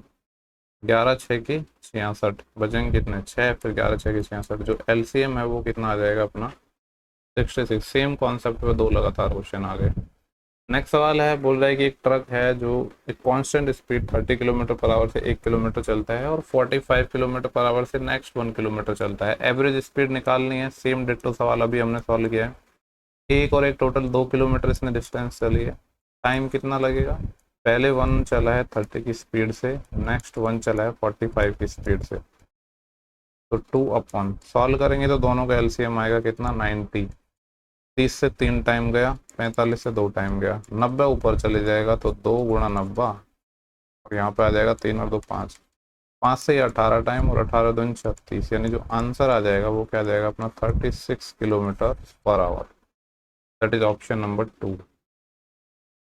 ठीक है, नेक्स्ट सवाल है 32। दिखने में थोड़ा बड़ा लग रहा है, टाइम एंड वर्क है, लेकिन काफ़ी वो थोड़े लेंथी सवाल आ जाते हैं, तो एक दो तो यार चलते हैं। ठीक है, यहाँ पे बोला है कि P Q and R when working individually, जब ये अलग अलग काम करते हैं तो रेस्पेक्टिवली ये जो काम को ख़त्म करते हैं। पी के बारे में बोला गया है कि 36 डेज में करता है। कोई और कलर लेता हूँ थोड़ा डार्क है ना। क्यू के बारे में बोला गया है 48 डेज में, एंड आर, आर के बारे में बोला गया है 144 डेज में। ठीक है, तो इनका एलसीएम कितना आ जाएगा 144। 36 से डिवाइड करेंगे तो 36 दूनी 72, 4 टाइम चले जाएगा, 48 से 3 टाइम और ये 1 टाइम। इतनी इन्फॉर्मेशन थी उसका हमने यूज कर लिया है। अब आगे देखते हैं आगे क्या बोला है। आगे बोला गया है कि P Q and R start working together. P Q R एक साथ मिलकर काम करना शुरू करते हैं। पी कार्य पूरा होने से 12 दिन पहले कार्य छोड़ देता है। पी है 12 days before completion of work. ठीक है, देखो एक कॉन्सेप्ट आपको बताया था मैंने, पता भी होगा आपको। अगर कोई काम काम खत्म होने से पहले छोड़ता है ना, तो हम उसको बोलते हैं कि उसको हम ऐड कर लेते हैं, रोक के रख लेते हैं कि इसको जाने नहीं देना है। और अगर कोई स्टार्टिंग से करता है तो उसका हम माइनस कर देते हैं। ये कॉन्सेप्ट आपको पता होगा, ठीक है। तो पी ने कितने दिन पहले छोड़ा है, 12 दिन, और पी की इफिशियंसी है 4, तो 12 × 4 काम ये और करेगा। डायरेक्ट लिख दोगे 12 × 4 48। प्लस आगे हमसे क्या बोला गया है कि क्यू के बारे में बोला गया है कि क्यू है वो काम पूरा होने से 8 दिन पहले छोड़ देता है, तो इसको भी हम रोक के रखेंगे। तो 8 की इफिशियंसी से ये 3 की इफिशियंसी से 8 दिन में कितना काम कर देगा, 24। इसके बाद बोला गया कि आर है, कार्य के आरंभ से अंत करता है, यानी आर तो कहीं भी छोड़ के नहीं गया है। तो अब टोटल वर्क हमारे पास 144 ना होके इतना हो जाएगा। अब चूंकि हमने दोनों को रोक के रख लिया है और आर ऑलरेडी था, तो सबकी इफिशियंसी आ जाएगी, यानी 4 + 3 + 1, 4 3 7 और 1 8। ठीक है, चाहो तो अलग अलग डिवाइड कर लो। जैसे 8 से मैं डिवाइड करूंगा तो यहाँ पे 8 एकम 8, फिर 6 8 और 18, और 8 6 48, और 8 3 24। ये सबको जोड़ के डिवाइड कर सकते थे। 18 और 3 21, 21 और 6 27। जो करेक्ट आंसर आ जाएगा इस सवाल का वो है 27। सिंपल सवाल था। नेक्स्ट सवाल पे फोकस करते हैं। बोला गया है कि a + b की वैल्यू 10 है, ए बी की वैल्यू 6 है, तो a³ + b³ देखो, अगर डायरेक्ट मैं सोचूं कि हिट एंड ट्रायल यूज़ करूँ तो a + b 10 बन जाए और a b 6 बन जाए, ऐसा मेरे दिमाग में वैल्यू नहीं आ रही है। तो हमें फिर इसका करना पड़ेगा क्या, क्यूब। जब इसका आप क्यूब करोगे तो क्या आएगा, a³ + b³ +3 × ए बी आएगा। तो ए बी की वैल्यू मैं यहाँ से डायरेक्ट रख रहा हूँ 6, × a + b आएगा, उसकी भी वैल्यू रख रहा हूँ 10, = 10 का क्यूब करेंगे तो 1000। हमें तो सिर्फ इतना चाहिए ना, बाकी को हम इधर भेज देते हैं। 1000 माइनस 37 18, तो यह जाएगा 180। 200 जाता तो 800 बच जाता, 20 और एक्स्ट्रा है यानी 820। नेक्स्ट सवाल देखते हैं। बोला गया कि cos θ - sin θ इज √2 sin θ। देखो, आपको ये प्रॉपर्टी पता भी होगा, कौन सी प्रॉपर्टी की, a cos θ ± sin θ ले लो पहले, b sin θ, इसको जैसे मान लो c मान लिया, फिर a, अब जैसे cos की जगह यहाँ पे sin आ गया, ± b cos θ, ये d है, ठीक है। तो क्या प्रॉपर्टी होती है, दोनों को स्क्वायर करके जोड़ेंगे, a² + b² ये आ जाएगा c² + d²। Actually plus minus नहीं होगा, यहाँ पे डिफरेंट साइन आएंगे। जैसे यहाँ पे अगर प्लस है ना, तो यहाँ पे अपन को माइनस आना चाहिए, क्योंकि स्क्वायर करके जोड़ेंगे तभी कट पाएगा ये, ठीक है। प्लस माइनस दोनों मैंने इसलिए लगा दिया क्योंकि यहाँ पे प्लस है तो यहाँ पे माइनस आ जाएगा वो, ठीक है। तो सिंपली कुछ नहीं, स्क्वायर करके जोड़ते हैं अपन। तो जैसे यहाँ पे इसका स्क्वायर करके जोड़ेंगे तो ये एक है, इनके जो कोफिशिएंट हैं वो हैं। तो cos θ का कोफिशिएंट क्या है, 1, 1 का स्क्वायर। sin θ का भी क्या है, 1, 1 का स्क्वायर = यहाँ पे c की जगह √2 sin θ है, तो यह आ जाएगा 2 sin² θ। और लेट्स से कि इसको हमने d मान लिया, तो यह आ जाएगा d²। नॉर्मली आप स्क्वायर करके भी जोड़ सकते थे, कॉन्सेप्ट वगैरह नहीं पता हो तो भी। तो देखो, ये 2 sin² θ को मैं इधर ले आऊँगा, तो 2 और माइनस का 2 sin² θ, तो 2 कॉमन आ जाएगा, और 1 - sin² θ। हालांकि ये स्टेप में डायरेक्ट लिख सकता था, इतना एग्जाम में आपको करना भी चाहिए। 1 - sin² θ cos² θ आएगा, तो ये 2 cos² θ है, हमें सिर्फ d चाहिए, तो ये √2 हो जाएगा, और cos² θ का क्या आ जाएगा, cos θ, यानी ऑप्शन नंबर 2 आ जाएगा। नेक्स्ट सवाल देखेंगे 35। बोल रहा है कि side of triangle in 5 12 13, right angle triangle है ये, जिसका पेरीमीटर 90 है, तो एरिया पूछा है, ठीक है। 5 12 13 में है, लेट्स से कि कोई x मान लेते हैं। पेरीमीटर क्या होता है, सबका सम, यानी 13 12 25 और 5 30। 30 यूनिट की वैल्यू सवाल में बोला है 90 सेंटीमीटर है, यानी कह सकता हूँ 1 यूनिट की वैल्यू 3 सेंटीमीटर है।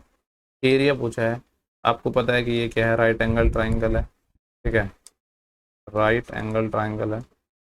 और राइट एंगल ट्राइंगल का जो एरिया होता है वो क्या होता है, 1/2 इंटू बेस इंटू हाइट, 1/2, ठीक है। बेस और हाइट ये दोनों ही होंगे, लेकिन इनके साथ देखो कंफ्यूज नहीं होना है। चाहो तो इनके साथ ना आप x मान लो कि ये 5x है, 12x है, 13x है, क्योंकि इनके साथ इनकी वैल्यू रखनी पड़ेगी। तो एक बार तो बेस आएगा तो 5 × x, यानी ये 3 आएगा, फिर 12 के साथ भी 3 आएगा। सॉल्व कर लो, 2 से तो ये 6 टाइम चले जाएगा, 5 तिया 15, 15 6 की 90, और 90 तिया 270, 270, ठीक है। ये वाला ऑप्शन आ जाएगा। नेक्स्ट सवाल है 36। इस तरीके से अपन को पाई चार्ट गिवन है जिसमें परसेंटेज गिवन है। सवाल में हमसे पूछा गया है कि रेशियो बताना है central angle of maths to the central angle of science. देखो परसेंटेज में डेटा गिवन है, हमसे रेशियो पूछा है एंगल का, लेकिन एंगल क्यों निकालेंगे हम जब परसेंटेज में ये, तो जो परसेंटेज का रेशियो होगा वही एंगल का रेशियो हो जाएगा, समझ रहे हो ना आप। क्योंकि आप यहाँ पे ये करोगे कि 100% की वैल्यू 360 है, फिर मान लो जैसे इंग्लिश का निकालना होता तो 22.5 की वैल्यू, वो सब की जरूरत नहीं है ना। ये 1 यूनिट की वैल्यू कुछ एक फिक्स वैल्यू आएगी, जब रेशियो में तो वो चीज़ें कट ही जाएंगी ना, तो सबको निकालने का मतलब नहीं, सिर्फ परसेंटेज का निकाल लो डायरेक्ट, एंगल का भी आ जाएगा। किस किस का पूछा था, मैथ्स का है ये 20, तो आ जाएगा 20% रेशियो। फिर पूछा था central angle of science, science यहाँ पे इसका 30 है, 20% और 30% का जो रेशियो है वो कितना आ जाएगा, 2:3, ऑप्शन नंबर सेकंड है। नेक्स्ट सवाल हम देखेंगे। ओके यहाँ पे बोला गया है कि अलग अलग सिटी हैं ABCD जिनमें नंबर ऑफ कैंडिडेट्स दे रखे हैं, ठीक है, और जो कैंडिडेट्स की संख्या है वो लाख में है।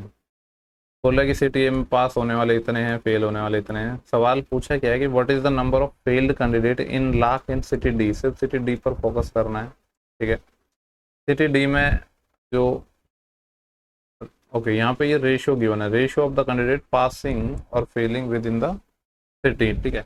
तो यहाँ पे देखो जो डी है उसका रेशियो 4:6 गिवन है। इस 4:6 को अगर हम फर्दर सॉल्व करना चाहें तो इसको मैं कह सकता हूँ 2 दूनी 4 और 2 3 6, 2:3 में, यानी 5 यूनिट है। और सवाल में जो ये 5 यूनिट है, डी में इसकी वैल्यू ये है 2.35 लाख, ठीक है। 1 यूनिट की वैल्यू निकालेंगे, 5 चौके 20 और पॉइंट में आएगी वैल्यू, ठीक है।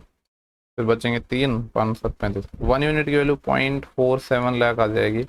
हमसे पूछा है कि फेल्ड कैंडिडेट्स की संख्या बतानी है डी में, तो फेल वाले ये रहे और डी में यानी 3 रेशियो की वैल्यू चाहिए। 0.47 को मल्टीप्लाई कर दो 3 से, 3 7 21, 2 असील, 3 चौके 12 और 2 14, 2 के बाद 1.41 लाख। कौन सा ऑप्शन है, ऑप्शन नंबर है अपना 4। नेक्स्ट सवाल देखेंगे 38। बोल रहा है कि 2 सर्कल हैं जिनकी रेडियस 13 और 15 है, जो इंटरसेक्ट करते हैं, एक दूसरे को प्रतिच्छेद करते हैं पॉइंट ए और बी पर। इस तरीके से मान लो ये एक सर्कल हो गया, ठीक है, और ये एक सर्कल हो गया,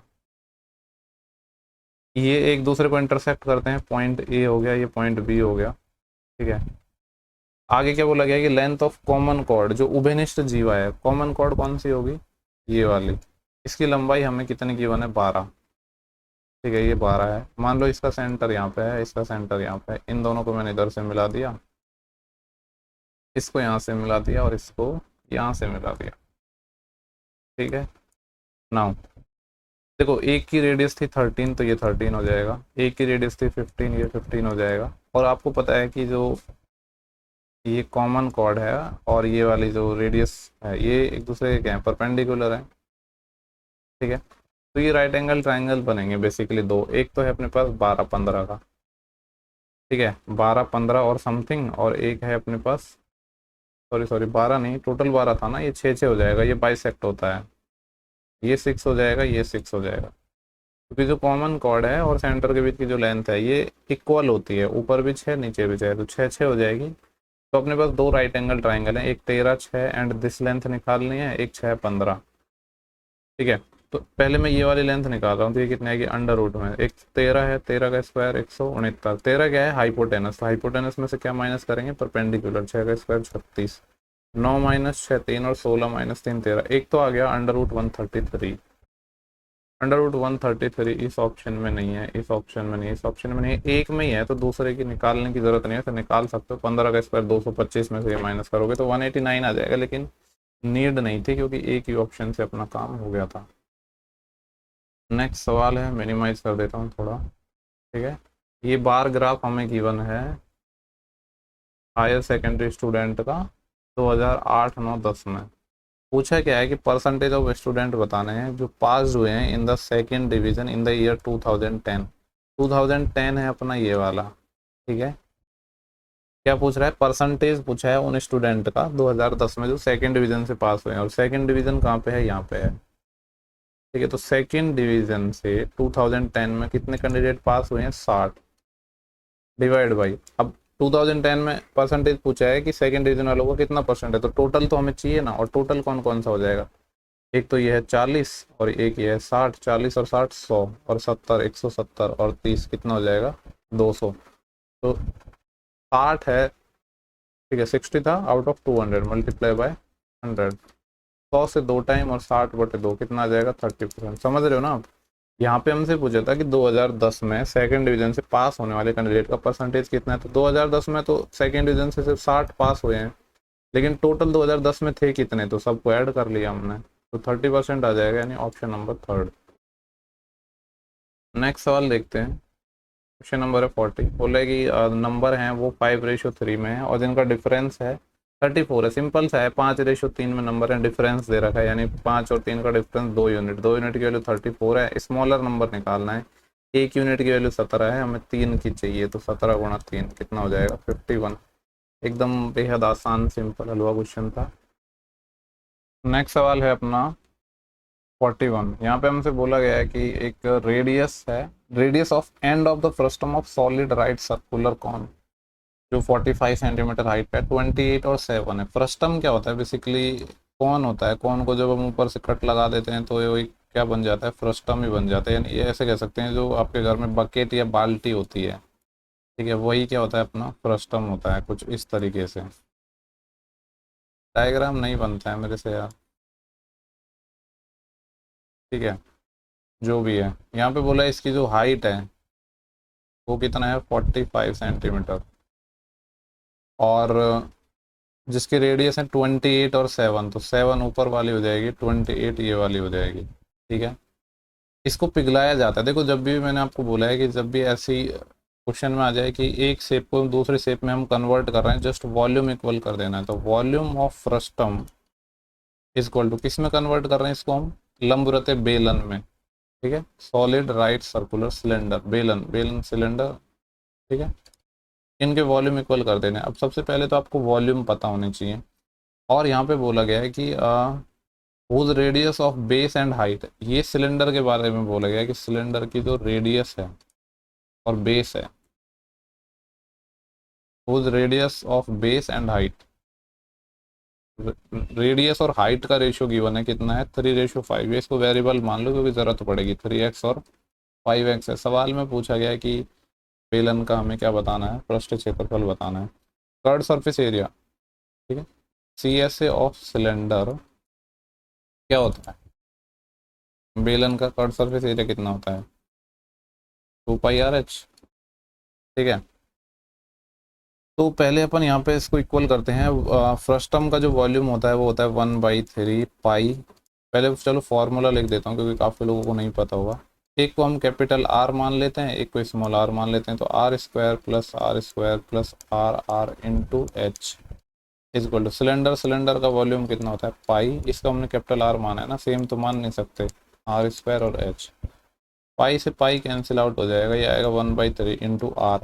एक तो अपने पास क्या था 28, ठीक है, तो 27 का 729 होता है और 28 का होता है 784, तो ये आएगा 784 प्लस 7, 7 का स्क्वायर 49 प्लस दोनों का मल्टीप्लिकेशन, और तो यह आ जाएगा 7 × 8 = 56, 5 असेल 7 दूनी 14, 14 और 5 19, 196। इन सबको ऐड करेंगे तो 6 और 9 15, 15 और 4 कितना आएगा 19, 1 असेल 1 और 9 10, 10 और 4 14, 14 और 8 22, 22 का 2 असेल आएंगे कितने 2, 2 और 1 3 और 3 और 7 10, 3 और 9 12, 1/3 है ना, ये 1/3 से इसको डिवाइड और कर देते हैं पहले, तो ये आएगा 3 3 9, बचेंगे 1 3 चौके 12 और 3 3 9 इक्वल टू, यहाँ पे वैल्यूज तो मैंने रखी नहीं है। एक तो मेरे पास था कैपिटल R जो कि है 3, 3 का स्क्वायर 9x² इंटू हाइट था 5x। इसे सॉल्व करेंगे तो 9 × 5 × x³, ठीक है, 4 3 7 3 10। कुछ ऐसा मेरे को लग रहा है कि कहीं तो गड़बड़ हुई है सवाल में, एक सेकंड रुको। देखो मैं क्यों बोल रहा हूँ क्योंकि गलती हुई है, क्योंकि यहाँ पे ये एग्जैक्टली कटनी चाहिए वैल्यू, तो और ओके, देखो गलती होती है ना तो पकड़ में आ भी जाते हैं, ऐसा नहीं है। यहाँ पे जो ये हाइट था ना इसकी वैल्यू मैंने नहीं रखी, और इसकी हाइट कितनी थी 45, ये वाली वैल्यू मिस हो गई है, ठीक है। यहाँ पे थोड़ा सा स्पेस बना लेता हूँ 45, तो हमें क्या करना पड़ेगा, हम इसको यहाँ पे 45 से और मल्टीप्लाई कर देते हैं, ठीक है। तो ये आ जाएगा, ये 343 इंटू 45, ठीक है, इंटू 45, ओके। तो 9 गुणा 5 से ये 45 कट गया, एक्स क्यूब की वैल्यू 343, यानी मैं यहाँ से कह सकता हूँ एक्स अपना 7 आ जाएगा। तो कुछ नहीं करना, अब जो पूछा है उसकी वैल्यू निकाल लेते हैं। ये कितना आ जाएगा 2, पाई की वैल्यू कितनी है 22/7, रेडियस किया था 3, लेकिन 3 के साथ एक्स, तो 3 गुणा 7 21, इंटू हाइट, हाइट कितना था 5, लेकिन 5 के साथ 7 मल्टीप्लाई में तो 35, 7 से ये 5 टाइम चले जाएगा, ठीक है। तो 22 पंजे होते हैं 110, 110 को मल्टीप्लाई करना पड़ेगा किससे, 21 और 2 से, 42 से मल्टीप्लाई करेंगे तो 0, और 42 एकम 42, कितना 4 कैरी, और 42 एकम 42 और 4 46, 4620 अपना आंसर आना चाहिए, ठीक है, जो कि आ भी रहा है, यहाँ पे ऑप्शन नंबर 4 है। आई होप सवाल आपको क्लियर हो गया होगा। नेक्स्ट सवाल पर मैं चल रहा हूँ, ठीक सवाल था, ठीक है, ठीक है। यहाँ पे बोला है कि एक मैन रन फॉर 40 किलोमीटर, ठीक है, एक व्यक्ति 40 किलोमीटर चलता है, time taken by him in the first 10 kilometre is twice as the time taken by him in the second 10 kilometre, ठीक है। फिर जो आगे बोला गया है कि time taken in the third 10 kilometre is half of the time taken in the fourth 10 kilometre, okay, and the time taken in fourth 10 kilometre equal to time taken in the first, okay. देखो important सवाल है, ठीक है। यहाँ पे देखो basically ये 4 बार 10-10 kilometre चलता है और हमसे एवरेज स्पीड पूछे, जैसे इस तरीके से मान लो इस पॉइंट से इसने चलना शुरू किया, ए पॉइंट से, ठीक है, बी तक गया, फिर बी से मान लो यहाँ पे सी तक गया, सी से फिर यहाँ पे डी तक गया, 10 किलोमीटर यहाँ पे चला है, 10 यहाँ पे चला है, 10 यहाँ पे चला है, और 10 यहाँ पे चलेगा, मान लो इस पॉइंट तक इसको जाना है, 10 किलोमीटर यहाँ पे चला है, ठीक है। तो हमें यहाँ पे बेसिकली दो दो चीज़ों में रिलेशन दिया है कि फर्स्ट 10 किलोमीटर, सेकेंड 10 किलोमीटर, लेकिन यहाँ से कोई कंक्लूजन नहीं निकल पाएगा। आगे पढ़ते हैं सवाल को। आगे बोला है if his speed in first 10 kilometre is 40 kilometre per hour, okay, यहाँ से चीज़ें अपने निकलेंगे। देखो एक तो हमें चाहिए क्या है, एवरेज स्पीड। एवरेज स्पीड क्या होता है, total distance upon total time taken, वो क्या हो जाएगी अपनी एवरेज स्पीड। तो टोटल डिस्टेंस तो हमारे पास है, टोटल डिस्टेंस तो कितनी है 40 किलोमीटर चलनी है, डिवाइड बाई टोटल टाइम चाहिए। तो यहाँ पे जो ये लास्ट वाली लाइन है कि 40 ये कि पहले 10 किलोमीटर के लिए उसकी जो स्पीड है ना वो क्या है 40 किलोमीटर पर आवर, तो यहाँ से मैं T1 मान लेता हूँ, पहले वाले का टाइम T1, डिस्टेंस कितनी चल रही है 10, स्पीड कितनी है 40 किलोमीटर पर आवर, तो ये आएगा 1/4, 1/4, यानी मैं कह सकता हूँ मिनट में अगर मैं बात करूँ तो कितना आएगा 15 मिनट। ये पहले का टाइम आ गया। नाउ आगे क्या बोला था कि दूसरे 10 किलोमीटर में उसके द्वारा जो लिया गया समय है, सॉरी पहले 10 किलोमीटर में जो लिया गया टाइम है वो दूसरे 10 किलोमीटर में लिए गए समय से डबल है, यानी ये वाला टाइम है ये डबल है किसका, जो सेकंड में टाइम लगता है उससे, यानी तो फिर सेकंड में इसका आधा लगा होगा, यानी 15 का आधा कितना 7.5 मिनट, ठीक है। अब बात करते हैं इसकी तीसरे की T3। आगे क्या बोला है, देखो तीसरे का चौथे से रिलेशन दे रखा है, लेकिन उससे पहले हमें यहाँ पे देखना पड़ेगा चौथे का पहले से भी दिया है कि चौथे 10 किलोमीटर में उसका जो लिया गया टाइम है वो पहले 10 किलोमीटर में लिए गए टाइम के इक्वल है, यानी पहले 10 किलोमीटर में जो हमें टाइम लग रहा था वो कितना लग रहा था 15, तो 15 मिनट यहाँ से। अब थर्ड और फोर्थ का रिलेशन देख लो, time taken in the third 10 kilometre, time taker in the third 10 kilometre half to the time taken in the fourth 10 kilometre, जो तीसरे में टाइम लगा है वो चौथे में टाइम लगा है उसका क्या है आधा, यानी यहाँ 15 मिनट था तो ये 7.5 मिनट आ गया, ठीक है। तो यहाँ से टोटल टाइम मैं निकाल सकता हूँ, टोटल टाइम कितना हो जाएगा अपने पास 15 और 15 30 मिनट तो ये, और 7.5 15 ये, यानी 45 मिनट आ गया टोटल अपने पास। इसको अगर मैं आवर में कन्वर्ट करूँ तो ये क्या हो जाएगा 3/4 आवर, ठीक है। तो 40 में डिवाइड कर दो किसका 3/4 का, 3/4, 4 ऊपर चले जाएगा, 40 गुणा 4 160, 160/3 किलोमीटर पर आवर, ये क्या आ जाएगी अपनी एवरेज स्पीड आ जाएगी। यही सवाल में हमसे पूछा था, ठीक है, कुछ नहीं था, सारी चीज़ें गिवन थी ऑलरेडी रिलेशन। नेक्स्ट सवाल देखते हैं। बोला गया है कि 10 स्क्वायर थीटा प्लस 10 की पावर 4 थीटा की वैल्यू निकालनी है। देखो यहाँ से मैं क्या कर सकता हूँ, कॉमन अगर मैं लूँ तो 10 स्क्वायर थीटा कॉमन आ जाएगा, अंदर क्या बचेगा 1 + 10 स्क्वायर थीटा। हालांकि इस स्टेप को मैं डायरेक्ट लिख सकता था बट मैंने लिखा नहीं। ये तो है 10 स्क्वायर थीटा इनटू ये जो 1 + tan² है ये क्या होता है, sec² थीटा। ठीक है, अब आंसर में देखो sec है सिर्फ। ठीक है, तो पहले हम क्या करते हैं, जो इसको कन्वर्ट करते हैं हम टेन थीटा को सेक थीटा में, क्योंकि आंसर में हमारे पास सेक में है सारे आंसर। अभी यहाँ से जैसे हमने निकाला कि 1 + tan² थीटा इक्वल टू क्या होता है, sec² थीटा। ठीक है, तो यहाँ से tan² थीटा की वैल्यू भी तो आ सकती है ना, 1 को इधर भेज दो तो tan² थीटा की जगह मैं क्या लिख सकता हूँ यहाँ पे, ये हो जाएगा sec² थीटा -1। इसको मल्टीप्लाई करेंगे sec² थीटा से, तो जब सॉल्व करोगे तो ये क्या आ जाएगा, sec⁴ theta minus sec² theta. ठीक है, तो ऑप्शंस पे भी थोड़ी नज़र रखनी होती है कि किस फॉर्म में अपना आंसर आ रहा है। नेक्स्ट सवाल है 44। यहाँ पे बोला गया है कि if the hypotenuse of right angle triangle is 29। एक राइट एंगल ट्राइंगल है अपने पास, ठीक है, जिसका हाइपोटेनस या कर्ण 29 सेंटीमीटर है। आगे बोला है and the sum of the other two side is 41। इन दोनों का सम 41 है। और आपको ना जो ट्रिपलेट की नॉलेज होनी चाहिए, ठीक है, क्योंकि ट्रिपलेट की नॉलेज बहुत काम आते हैं। ऐसा कौन सा ट्रिपलेट है जिसमें 29 भी आता है, मेरे को नज़र आ रहा है एक 20, 21, 29। ठीक है, ये ट्रिपलेट होता है और इनका सम भी 41 हो रहा है। तो बस यही हो जाएगा, किसी को भी 20 मान लो, किसी को भी 21 मान लो, डजेंट मैटर। ठीक है, हमसे बोला गया अन्य दो भुजाओं के बीच का डिफरेंस बताना है, अंतर बताना है। इन दोनों का डिफरेंस कितना आ जाएगा, 1 सेंटीमीटर। ठीक है, यही सवाल में पूछा था। The next question is 45। Two number हैं जो 3:4 में है। ठीक है, और product of their HCF and LCM is 2700। आपको पता है एलसीएम इंटू एचसीएफ बराबर होता है नंबर का मल्टीप्लिकेशन। तीसरा सवाल है सेम कॉन्सेप्ट में, एचसीएफ और एलसीएम का जो मल्टीप्लिकेशन है वो तो दे रखा है 2700। नंबर देखो 3 और 4 रेशियो में है, तो इनके साथ एक वेरिएबल मान लेते हैं कि एक एक्स एक वेरिएबल है, तो 3x और 4x। ठीक है, 3 से जब काटोगे तो ये 900 टाइम चले जाएगा। यहाँ तो x² आ गया, तो 4 से और डिवाइड कर देंगे इसको, तो 4 से करेंगे तो 4 दूनी 8। यहाँ से कितना बचेगा, 1, 10 हो जाएगा, 4 दूनी 8, 2, 20, 4 पंजे 20। x² की वैल्यू 225 आ गई, यानी x अपना 15 है। हमसे पूछा है सम ऑफ द नंबर, नंबर्स का सम। नंबर कितने थे, 3 और 4 रेशियो में, यानी 3 और 4 7 इंटू एक्स। एक्स की वैल्यू 15 है, 15 गुणा 7 कितना आ जाएगा, 105। 105 ऑप्शन सेकंड हो जाएगा।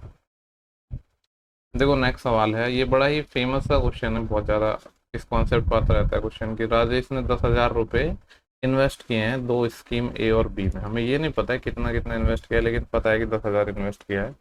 बोला गया कि एक में तो 8% से इसने इन्वेस्ट किया है, एक में 10% से। इस 10% को थोड़ी देर के लिए मैं 8 और 2% लिख रहा हूँ। क्यों लिख रहा हूँ उसका मैं रीज़न बताऊंगा। हमसे बोला है कि टोटल इंटरेस्ट है 2 साल में, वो कितना है, 1680 है। अमाउंट बताना है। देखो या तो आप इसको 2 साल का निकाल सकते हो, या 2 साल का ना निकाल के 1 साल का भी निकाल सकते हो। जैसे यहाँ पे 2 ईयर का इंटरेस्ट अगर 1680 है, अगर मैं आपसे पूछूं कि 1 ईयर का जो इंटरेस्ट है वो कितना है, क्योंकि सिंपल इंटरेस्ट है, सेम होता है, इसका आधा आ जाएगा, यानी ये कितना आएगा, 16 और 2 840 रुपये। ठीक है, एक ईयर का इंटरेस्ट 840 है। अब मैंने इसको ब्रेक क्यों किया, देखो यहाँ पे 8% था, यहाँ पे भी 8% था। सपोज कि अगर हमारी रेट 8% ही होती तो इंटरेस्ट कितना आता, ठीक है, 8% ही होती तो इंटरेस्ट आता 10,000 रुपये पर, 8% के हिसाब से 800 रुपये आता। ठीक है, लेकिन आया कितना है, 840, 40 रुपये एक्स्ट्रा आया है। 40 रुपये एक्स्ट्रा आया, ये एक्स्ट्रा क्यों आया है, क्या आप बता सकते हो। ये एक्स्ट्रा इसलिए आया है क्योंकि स्कीम बी में हमने 2% एक्स्ट्रा रेट ऑफ इंटरेस्ट से इसको इन्वेस्ट किया। तो मैं कह सकता हूँ कि बी का जो ये 2% है, यही तो 40 रुपये होगा, बिल्कुल। तो बी का यहाँ पे 100% निकाल लेते, जिससे हमारा पता चल जाएगा कि टोटल कितना हमने इसमें इन्वेस्ट किया है। एक की वैल्यू यहाँ से निकालेंगे तो 20 आ जाएगी। ठीक है, फिर 100 की निकालेंगे तो कितनी आ जाएगी, 2,000 रुपये। तो यहाँ से हमें पता चल गया कि जो स्कीम बी है उसमें हमने इन्वेस्ट किया है अमाउंट, वो कितना है, 2,000। जब स्कीम बी में 2,000 किया है, टोटल 10 है, तो स्कीम ए में कितना करेंगे, 8,000। सवाल में यही बोला गया कि स्कीम ए का अमाउंट बता दो, 8,000 रुपये अपना आंसर हो जाएगा। ठीक है, हमेशा ऐसे आए ना तो जो छोटी वैल्यू है उसमें ब्रेक कर लिया करो, ये बेस्ट तरीका है सवाल को सॉल्व करने का। ठीक है, इसके बाद नेक्स्ट सवाल देखेंगे 47 किधर गया, ओके। यहाँ पे हमसे बोला गया है कि 42, 36 and 35 are the first three terms of a proportion. एक प्रोपोर्शन की पहले तीन टर्म है ये, तो हमें बताना है फोर्थ प्रोपोर्शन, चतुर्थ अनुपात। बेसिकली ए बी सी मान लो तो फोर्थ प्रोपोर्शन को डी मान लो, वो क्या होता है B C by A. B की वैल्यू है अपने पास 4 2, सी की वैल्यू है सॉरी बी की वैल्यू है अपने पास 36 और ये है 35 डिवाइड बाई ए है अपने पास 42। 7 पंजे 35, 7 छः की 42, 6 6 36 और 6 पंजे 30। कितना आ जाएगा? 30 is the correct answer. Next सवाल है 48। बोला गया कि if the price item is increase by 70%, ठीक है, वस्तु के मूल्य में 70% की वृद्धि होती है एंड 5% और 20% का डिस्काउंट दिया जाता है मार्क प्राइस पर। If price is paid in cash तो एडिशनल डिस्काउंट दें 20% का। ओके, तो हमसे पूछ रहा है कि ओवरऑल इसको प्रॉफिट परसेंटेज कितना हुआ है। देखो बड़ा ही बेसिक सा क्वेश्चन है ये। मान लो सीपी 100 मान लेते हैं हम, ठीक है। वैसे एक चीज़ और आपको पता होनी चाहिए कि जो मार्कअप है, markup percentage and discount percentage, इनमें अगर आप सक्सेसिव लगाओगे, ठीक है, तो जो रिजल्ट निकल के आता है वो प्रॉफिट या लॉस परसेंट का आता है, ठीक है। तो डायरेक्ट आप इनमें सक्सेसिव भी लगा सकते हो, मैं आपको दोनों तरीके से बता दूंगा, कोई प्रॉब्लम नहीं है। सीपी 100 था, अब बोल रहा है कि इसने 70% इंक्रीज कर दिया, मार्कअप कर दिया, ठीक है, तो एमपी कितना हो जाएगा 170। नाउ इसके बाद बोल रहा है अब हम एसपी निकालेंगे। एसपी कैसे निकलेगा? 170 तो प्राइस था एमपी, पहले एक डिस्काउंट दिया 5%। 5% कितना होता है 1/20, तो कितने पे बेचा होगा 19/20 का इंटू, फिर 20% का डिस्काउंट दिया। 20% कितना होता है 1/5, तो बेचा कितने में होगा 4/5 में इंटू। बोला है कि अगर कैश में पे कर रहे हैं तो एडिशनल 20% का डिस्काउंट और दे रहे हैं, यानी इसमें भी वही आ जाएगा 4/5। इसको सॉल्व करेंगे, यहाँ से अपना एसपी आ जाएगा, ठीक है। 0 से 0 और 2 से ये 2 टाइम, पहले ऊपर मल्टीप्लाई कर लेता हूँ। 17 नम्बे होते हैं 153, 15 असेल और 17 एकम 17, 17 15 32 यानी 323। और अभी 2 और 4 8 से इसको और मल्टीप्लाई करना बाकी रह गया। जब इसको 8 से और करेंगे तो ये आ जाएगा 8 3 24, ठीक है। 2 असेल 8 2 16 और 2 18, फिर 1 असेल और 8 3 24 और 1 25, 25 84 है और डिवाइड में क्या है 25। 25 एकम 25, ठीक है, फिर 8 उतारेंगे भागने जाएगा 0, 84 हो जाएगा, 25 3 75 यानी ये आएगा 103 पॉइंट समथिंग। कितना आएगा लेकिन, क्योंकि 3 पॉइंट समथिंग में हमारे पास दो ऑप्शन है, तो 25 या 75 कितना बचा था यहाँ से 9, 90 हो जाएगा। 25 या 75 यानी वापस 3 टाइम जाएगा, तो ये वाला ऑप्शन भी हट गया, ये वाला ऑप्शन है, ठीक है। ये तो हो गया अपने पास पहला। दूसरा सक्सेसिव लगा सकते हो यार, वही से यहाँ पे 70% है यानी 7/10, 10 से 17 हो गया। फिर ये डिस्काउंट हो गया 5% का, 5% 1/20 होता है यानी 20 से 19 हो गया। फिर ये 1/5, 5 से 4, 5 से 4, ऐसे डिस्काउंट लगा के भी आप निकाल सकते हो, ठीक है। दोनों तरीके ही बेस्ट हैं, जिससे चाहो उससे निकाल सकते हो, ठीक है। ये मेथड 2 समझ लो, ये 1 मैंने आपको बता दिया है। नेक्स्ट सवाल की हम बात करते हैं, दिखने में थोड़ा बड़ा सा लग रहा है। बोला गया कि Jonathan had borrowed a sum of money 3 years ago at 10% per annum compounded annually for a 5 year period. Jonathan ने 3 साल पहले 10% की रेट से एक राशि उधार ली 5 वर्षों के लिए, ठीक है। इस अवधि के अंदर में भुगतान की जाने वाला जो अमाउंट है वो ये है, ठीक है। हालांकि कोई पूर्व भुगतान या कोई पेनल्टी नहीं था। जोनाथन को अभी कुछ बोनस प्राप्त हुआ है और जिससे उसने अपना ऋण चुकाने का फैसला किया, तो जोनाथन को अभी कितना भुगतान करना होगा। देखो यहाँ पे सिर्फ लैंग्वेज का सवाल है ये।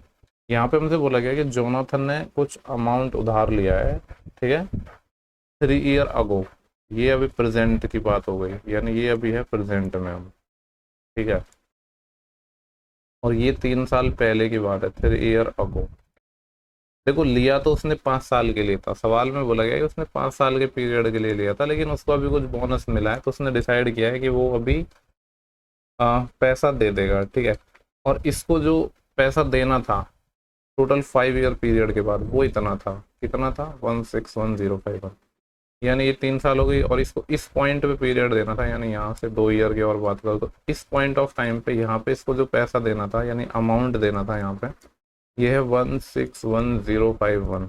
लेकिन ये देना किस पॉइंट पे चाहता है, ये इस पॉइंट पे देना चाहता है यहाँ पे करंट में, तो ये वाली वैल्यू हमें फाइंड करने को बोल रहा है। ठीक है, तो देखो 10% बहुत ईजी हो जाता है 2 साल में।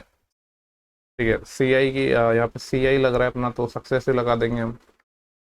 10% क्या होता है, 10 से 11, यानी एक साल में ये 10 से 11 हो गया होगा, दूसरे साल में 10 से 11 हो गया। यानी वैल्यू हमें जो चाहिए इस पॉइंट ऑफ टाइम पे, ये 100 है और ये 121 है। ये 121 की वैल्यू ये हमको सवाल में गिवन है, और 100 की वैल्यू हमें चाहिए। ठीक है, तो यहाँ पे डिवाइड कर लेते हैं कि 161051 को हम 121 मतलब 11 × 11 से करते हैं। 11 एकम 11, 5 बचे 51, 11 चौके 44, 7 बचे 70, 11 छः 66, 4 बचे 45, 11 चौके 44, 1 बचा 11, 11 एकम 11, 11 से वापस काटेंगे 11 एकम 11, 3 बचा 36, 11 तिया 33, 3 बचा 34, 11 तिया 33, 1 बचा 11, 11 एकम 11। तो ये इसका कितना टाइम है, 1331 टाइम है। ठीक है, ये 1331 टाइम है। हमें तो वैल्यू किसकी चाहिए, 100 की, तो 1331 के पीछे कितने 2 जीरो और चिपका देंगे हम, तो ये आ गया। ठीक है, अच्छा सवाल है, लैंग्वेज वाला था थोड़ा। यहाँ पे देखो वापस में एक बार बताते हैं, यहाँ पे बोला कि जोनाथन ने पैसा 3 साल पहले उधार लिया 10% के रेट से, 5 साल के पीरियड के लिए लिया, जिसमें अमाउंट उसको पे करना था इस पूरे टाइम पीरियड के दौरान वो इतना था, लेकिन उसको कुछ पैसा मिला है बोनस के रूप में और वो अभी कर्ज अपना चुकाना चाहता है, तो इस पॉइंट ऑफ टाइम पे ये पैसा चुकाना चाहता है। ठीक है, लास्ट सवाल है शिफ्ट का अपना, what is the area of triangle whose sides of are length is 12, 13 and 5। ये बेसिकली क्या है, एक राइट एंगल ट्राइंगल है। ठीक है, क्योंकि 5 12 13 क्या है अपना, एक राइट एंगल ट्राइंगल है। राइट एंगल ट्राइंगल है तो राइट एंगल ट्राइंगल का जो एरिया होता है वो क्या होता है, 1/2 इंटू बेस इंटू हाइट। ये तो हाइपोटेनस है, ये 12 और 5 हो जाएगा, 12 पंजे 60, 60 का आधा कितना हो जाएगा 30, तो 30 सेंटीमीटर स्क्वायर हो गया। ठीक है, तो ये अपनी पहली शिफ्ट हो गई है, और अभी थोड़ा एक्चुअली मैं बिजी हूँ कुछ दिन, पर मैं डेली ट्राई करूँगा कि एक वीडियो आपको प्रोवाइड करूँ। ठीक है, तो प्लीज़ सेशन को शेयर ज़रूर कर देना, क्योंकि यार ऑलमोस्ट 6 मंथ हो गया है कि मैं चैनल पर कंटिन्यू हूँ, तो लोगों को बताना कि वीडियोस वापस आना स्टार्ट हो गया है, तो सेशन को शेयर ज़रूर करना। ठीक है, क्योंकि थोड़ा मैं चैनल पे रेगुलर नहीं रहा तो लोगों को पता भी नहीं होगा। ठीक है, जितना ज़्यादा आपका रेस्पॉन्स आएगा मैं उतना जल्दी वीडियो प्रोवाइड करवाने की कोशिश करूँगा, और आई थिंक सीपीयू का एग्ज़ाम कुछ 27 से 29 जून को ऐसा कुछ है। ठीक है, चलो नेक्स्ट वीडियो में मिलते हैं, तब तक के लिए बाय बाय, टेक केयर।